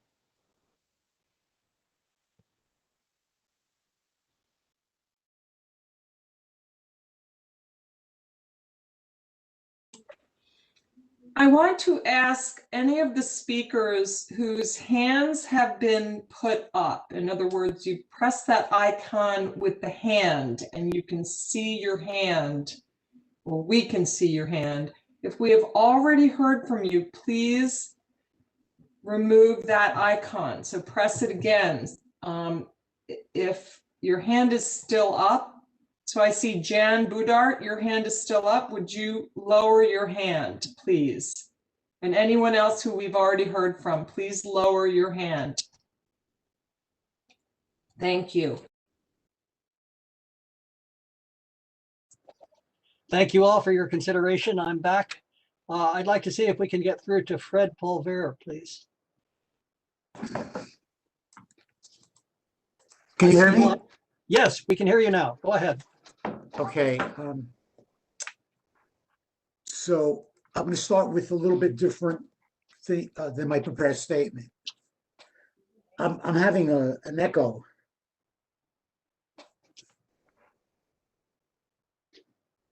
Go ahead. My name is Fred Polveri, F-R-E-D-P-O-L-V-E-R-E. I have the utmost respect for all the union workers speaking. However, I don't find it credible when a carpenter tells me there'll be no safety problems decommissioning a nuclear facility. On Thursday, it will be 1 year that the president's director of the National Economic Council said about the coronavirus. This is a direct quote. "We have contained this. I won't say it's airtight, but it's pretty close to airtight. Just as an economic analyst should stick to economics, carpenters should stick to carpentry." At the last Nuclear Regulatory Commission meeting, that the on Indian Point, before the NRC made its decision on the transfer, I asked 2 questions. First, I stated that Holtec has a documented history of bribery, corruption, safety violations, and financial misdealings. That Holtec is the only contractor that the Tennessee Valley Authority ever suspended and fined $2 million. I asked if the NRC would take that into account in making its decision. The NRC commissioner said to me, everything would be taken into account. Obviously, they didn't take everything into account. I then asked if Holtec mismanages this, will I, as a New York State taxpayer, have to pay for its mistakes? The NRC commissioner took over 10 minutes of evading before he said yes. Since the Nuclear Regulatory Commission has evaded its responsibility to protect people in New York State, it is incumbent on the Public Service Commission to do so. Thank you very much. Thank you, sir, for your comments. At this time, I'm going to move to people who have pre-registered by telephone. When I call your name, you'll have to hit *3 on your telephone so that we can identify you. It might take a little time to find you among the participants, and there's still a few raised hands. Well, we'll let you know when you're unmuted, and you may hear a beep tone on your phone at that time. So please be sure that when you speak, the phone is unmuted at your end. At this time, I call Reverend Adolphus Lacey. Can you press *3, please?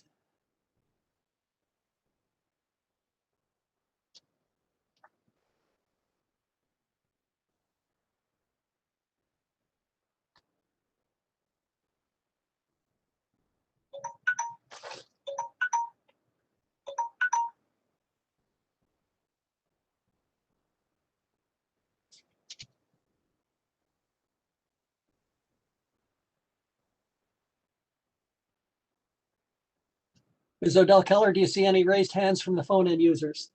I do not, Judge. Okay, let us try one more time. If you're on the phone now, Ms. Tatiana Coleman, can you please press *3 on your phone, and we'll see a raised hand and unmute that line.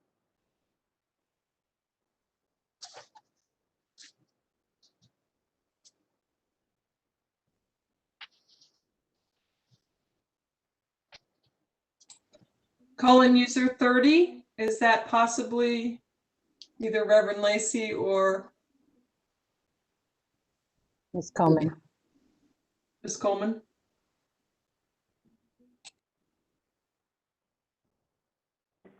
Okay, you are unmuted.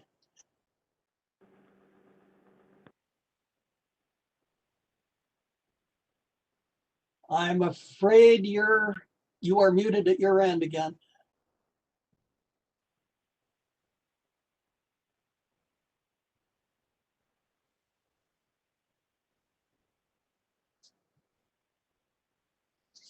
Okay, I'm afraid we'll have to move on. My apologies.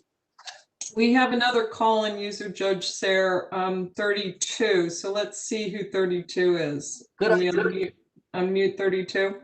Call-in user 32. Please go ahead and speak.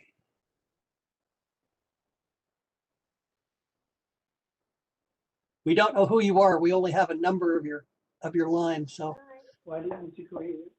There, I'm hearing you now. Could you speak louder, please?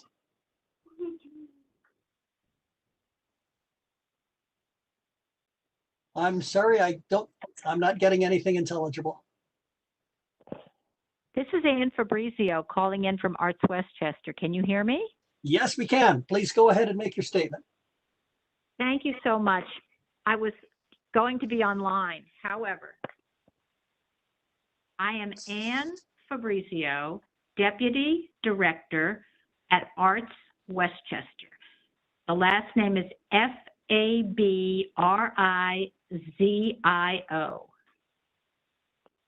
Entergy has been an exemplary corporate citizen supporting the work of many organizations throughout the region.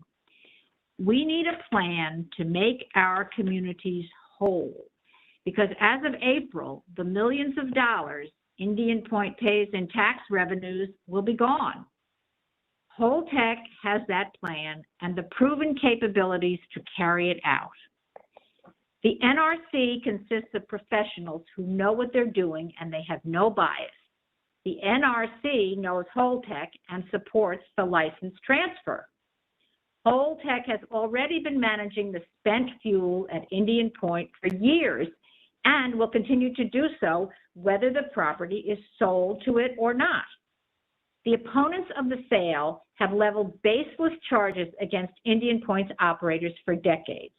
It's been good for their fundraising and political maneuvering, but they are not experts and they don't have the knowledge or the judgment that the NRC has. Our choice is clear: between a site fully restored by Holtec by the early 2030s or an industrial wasteland on the shores of the Hudson that will sit untouched for the next 60 years. Our communities deserve the timeliest and safest decommissioning, and Holtec is the only company that can do it. Listen to the NRC and support the license transfer now. Thank you on behalf of Arts Westchester, and please make a good decision. Thank you very much for your comments. I've gone through my list of everyone who is pre-registered, but we still have some time before we have to shut this hearing down. Up on the slides now are instructions as to how to raise your hand if you're participating online. I'd like to give anyone who did not register in advance an opportunity to speak if they'd like to speak and they're online. You'll need to find that little hand icon and raise it. I see there are several hands raised online, and I'll call you in order and unmute you, and you can tell us if you want to make a statement. I'll start with Harrison Watkins. Hi, can you hear me? Yes, we can. Okay, fantastic. So my name is Harrison Watkins, Harrison Watkins, Watkins, and I work for the New York State Laborers Organizing Fund. We represent 44,000 union laborers across New York State. I would like to voice our support for the decommissioning of Indian Point by Holtec. After receiving the required regulatory approvals and completing the sale of the Entergy, Holtec will begin decommissioning immediately with a goal to complete the project within the next 12 to 15 years. This is much better than Entergy's original plan to wait. Holtec's prompt decommissioning plan will result in the project being completed approximately 40 years sooner than if Entergy continued to own the facility. This is important for several reasons. One, it means jobs that will be retained and new jobs that will be created when they're needed, which is right now during the pandemic. The Holtec team is offering continued employment to more than 300 current Indian Point employees. Our highly skilled and trained workforce has been and will continue to labor there, as Holtec will honor all existing collective bargaining agreements. That means local union laborers will continue to bring home paychecks to their families.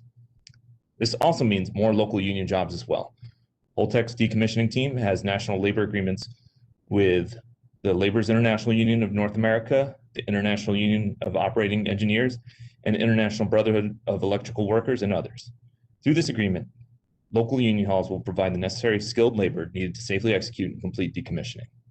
I ask the Public Service Commission to grant approval to the agreement between Entergy and Holtec. Thank you. Thank you for your comments, and please hit that hand icon again, so that will take your hand back down for us. I'd next like to recognize Kayleen Walker. Hello, can you hear me? Yes, we can. Go ahead. Great. I speak to you from Southern California. we had quite a saga with Holtec, with the spent fuel management. They were hired to move the fuel into their system. There was a near drop, which was only made aware to the public because of a whistleblower.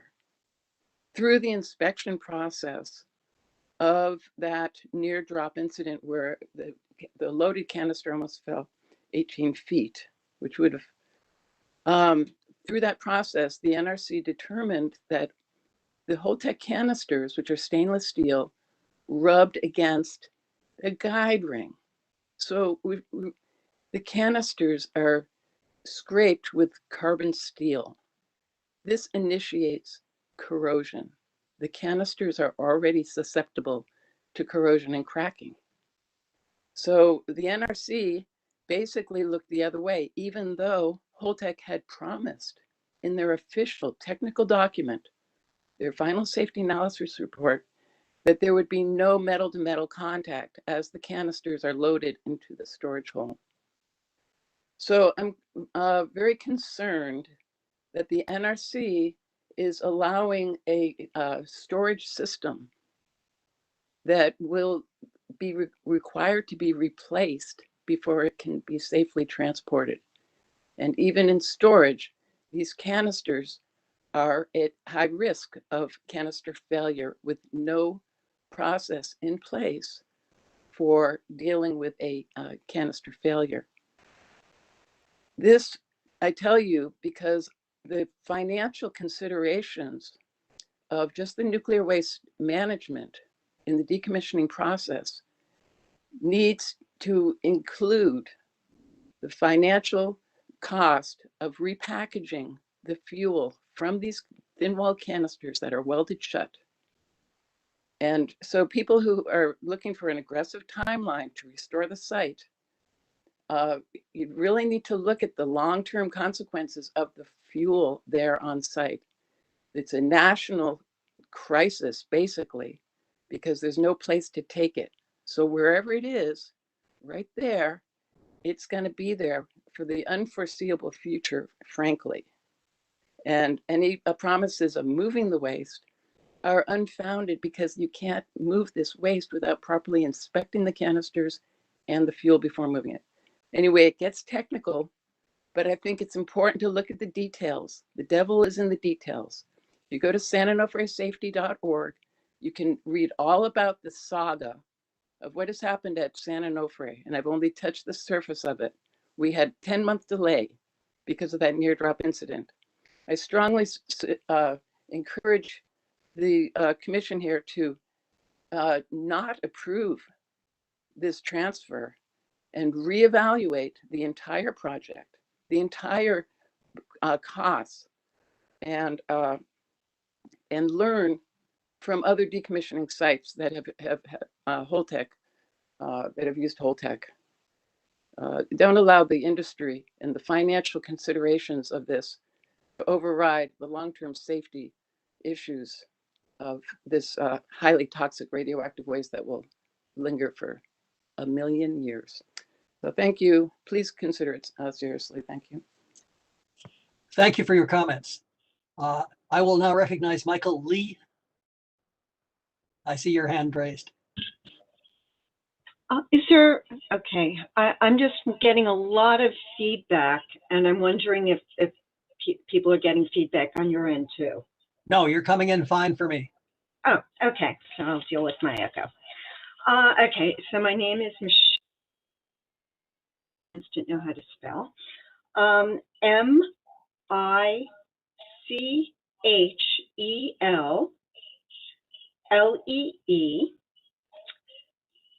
My background, I worked for 2 decades as a litigator, and I specialized in complex case litigation, Pentagon procurement fraud cases, RICO cases, and so forth. And I also specialized in conducting post-incident investigations.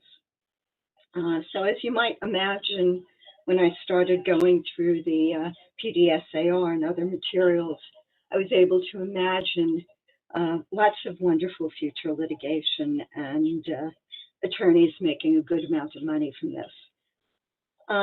But let me put forth a line of argument that other people haven't put forth today, because I know you must all be exhausted.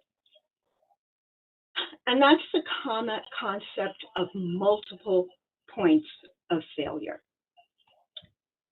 9/11, the financial crisis, Katrina, the BP Transocean oil well disaster, Hurricane Sandy, the COVID-19 pandemic, the wildfires that ravaged California and Oregon this past summer, the cyber attack that was discovered in December 2020 that is still ongoing and hits our Department of Energy, the nuclear labs, and pretty much every organ of government and Fortune 500 companies. And nobody knows the extent of that. The January 6th attack on our Capitol, the Texas crisis that unfolded last week and is still continuing with respect to water provision. Multiple points of crisis. What preceded these? Complacency, disbelief that the worst case, low probability events wouldn't happen because they don't happen to us, they happen to other people, right? So what all the PR assurances and promises mount up to in this matter, simply put, is a scam. May not be an intentional scam. I'm sure Holtec wants the project to go smoothly and to its commitment, they may have that in their present mental capacity. But as anybody who has not been living under a rock for the last 50 years should know, that corporate commitment is only prevails so long until it starts to challenge the profit model. And frankly, in this case, the shell upon shell upon shell upon shell structure that Holtec has set up strongly suggests it is very willing to walk away if a real problem emerges. And in fact, the structure ensures it can walk away. Scam. There's not one whit of evidence other than ambition and hope that the New Mexico interim nuclear waste site would open anytime near the span that Holtec has predicated its entire financial analysis upon.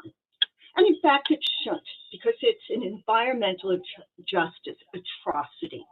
It's also a huge national security threat, because what you're going to be doing is transporting essentially the largest inventory of nuclear waste that the planet has, because this isn't only Holtec in New York, right? It's Holtec and all these other sites it's trying to go forward with, through the country, thousands of miles, and dump it on a low-income minority community in New Mexico, an area that is being increasingly threatened by wildfires and heat. And you have what we all know again from Texas is that we have crumbling infrastructure in this country. The devil is really in the details, because the transportation scheme, I'm sorry, but the leaders in the local communities are being sold a bill of goods for respect to how fast and easy this is going to be. The sheer weight of the transportation canisters and casks, it doesn't work on the roads and railways or the bridges. I need you to wrap up, please. Yes. Situations and extreme climate conditions we face right now. So my urge you certainly to assume authority, which is your obligation, to wait to see what happens with the court case of the Attorney General, and frankly, to try to find somebody else to deal with this site, not Holtec. Thank you. Thank you very much for your comments. There are a number of people who pre-registered that I have not seen in the attendees. It's possible that you may be on the phone rather than online. I'll call out a few names. If you happen to be online and registered under someone else's name, please raise your hand. I'll call everyone out in a row because I have a feeling that these folks aren't there. Alex Beauchamp, Jean Bergman,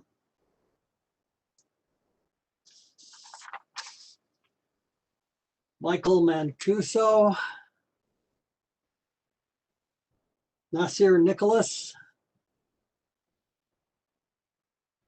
Julie Parisi, Robert Stein,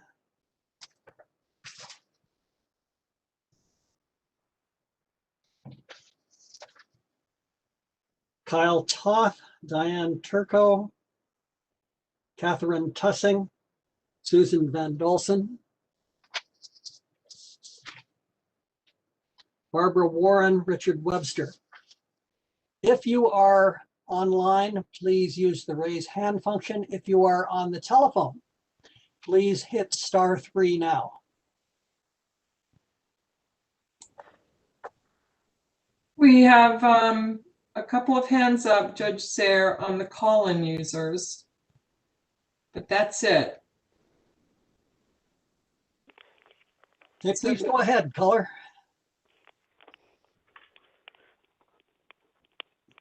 You are unmuted. Oh, okay. Hi, my name is Donna Stein. I am a longtime environmentalist. I am president of New York City Friends of Clearwater and with Hudson River Sloop Clearwater. You know, there's an expression, penny wise and pound foolish, and so many people that I've heard today that spoke in favor of this transfer to Holtec, I think every one of them had some financial stake in Holtec being on board.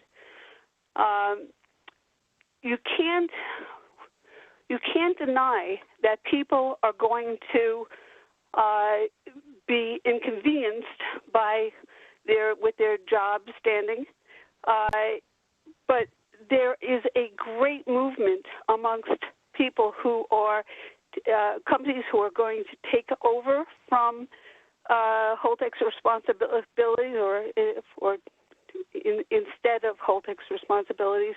They're from environmental organizations that want to help rehome these jobs to green jobs. This is not the end of the line. Any company that takes over instead of Holtec, and there are two very good companies,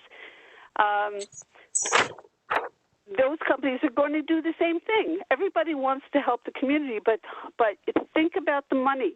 Follow the money. Holtec has a long-standing, well-documented history of bribery, corruption, malfeasance. It cannot be trusted to act responsibly, to the point that they were banned from doing business with the World Bank and Tennessee Valley Authority. They have not kept their word when they said they were going to create jobs in other areas. They're not trustworthy. You have to look at the risk to reward advantage. If there is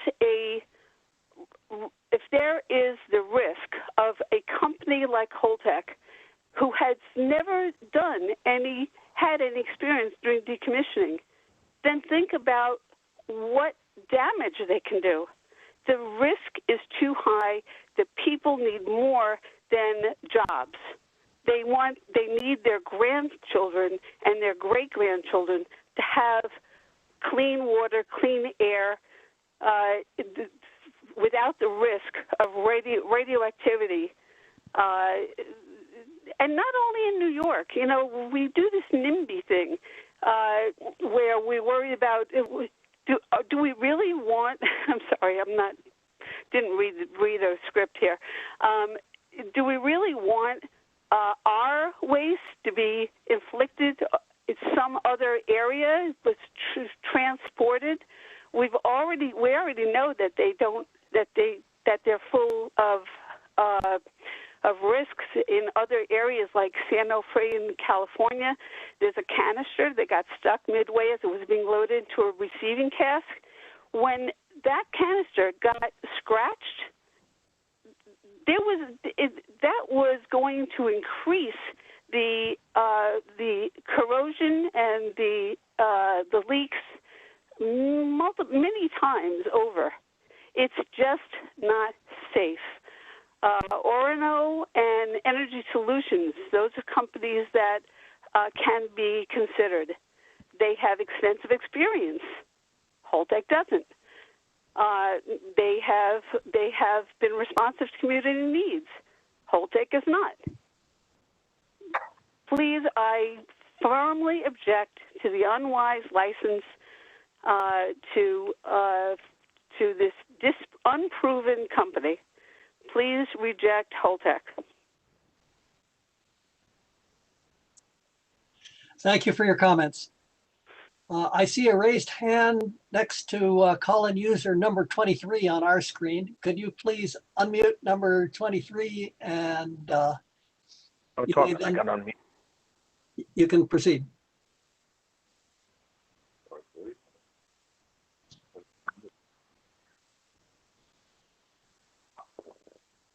Yes, I hear someone on the phone. You are unmuted. Hello.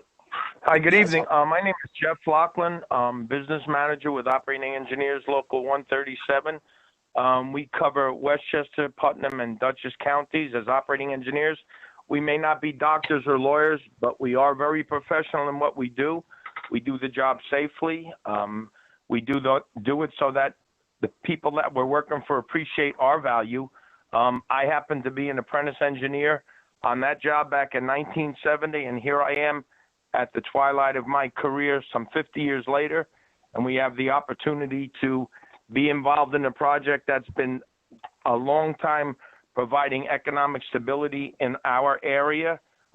We're union members, and people may not like that, but we do the best that can be done at a reasonable rate of pay, something that, you know, the greedy contractors may not want to pay. But it seems in this discussion, people have been talking about Holtec. Nobody's mentioned the name Comprehensive Decommissioning International, CDI. They've done work in New Jersey, New York, Massachusetts, Michigan. Nobody seems to give them credit for what they do. They're very professional in what they do. And as mentioned previously, the Labor's International, Operating Engineers International, and the Brotherhood of Electrical Workers are involved in this contract to decommission this plant. I implore the help in seeing that this is a smooth transition from into the hands of Holtec with DCI doing the work. Thank you for your time. Sir, can I get you to spell your name for the record, please? Sure. Jeff, Jeff, last name Laughlin, Loughlin, as in Nancy. Thank you. Thank you for your comments, sir. You're very welcome. Thank you. I see another raised hand. Ms. Odell Keller, could you please unmute line 26?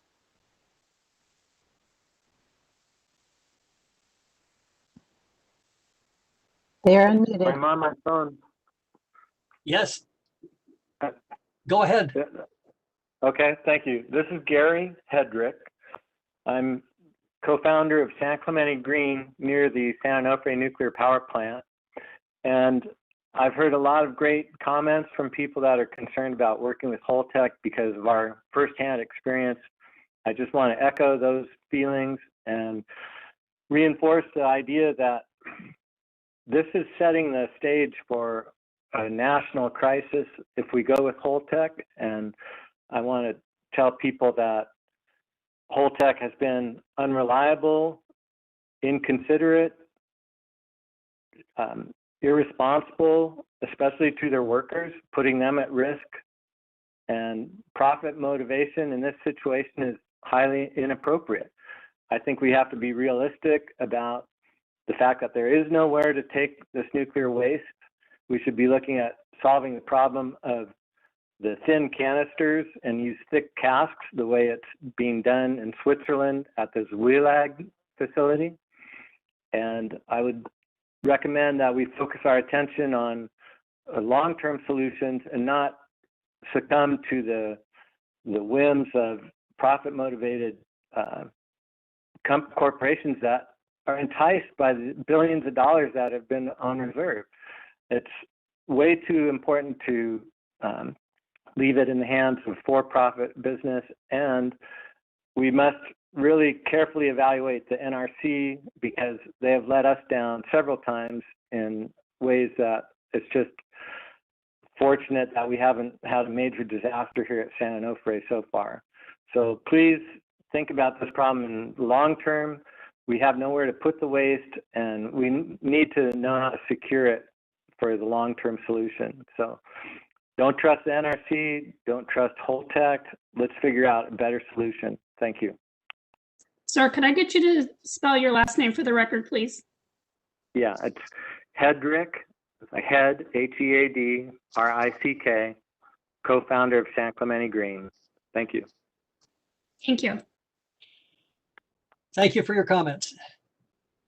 And if you could hit *3 again to unraise your hand, we'd appreciate it.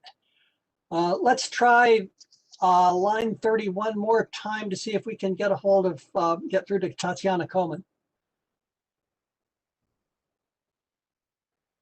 Ms. Coleman, can you give us another try? No, I'm still getting nothing. All right, if there's anyone else on the line or on the phone who has not spoken yet but wants to make a comment, please either use the raise hand function if you're online or hit *3 on your phone if you're on the phone.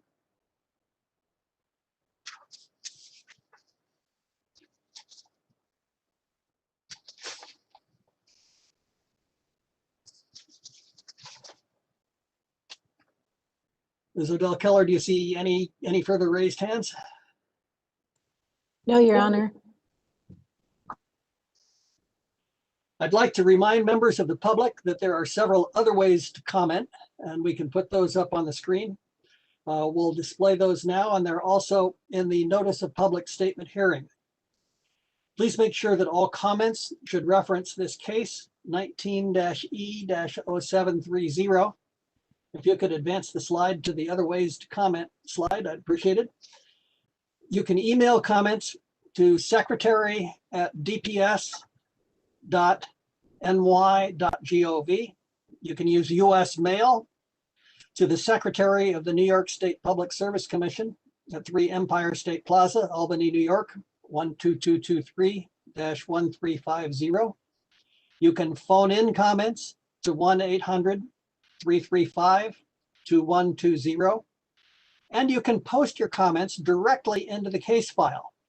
To do that, use a web browser and go to www.dps.ny.gov.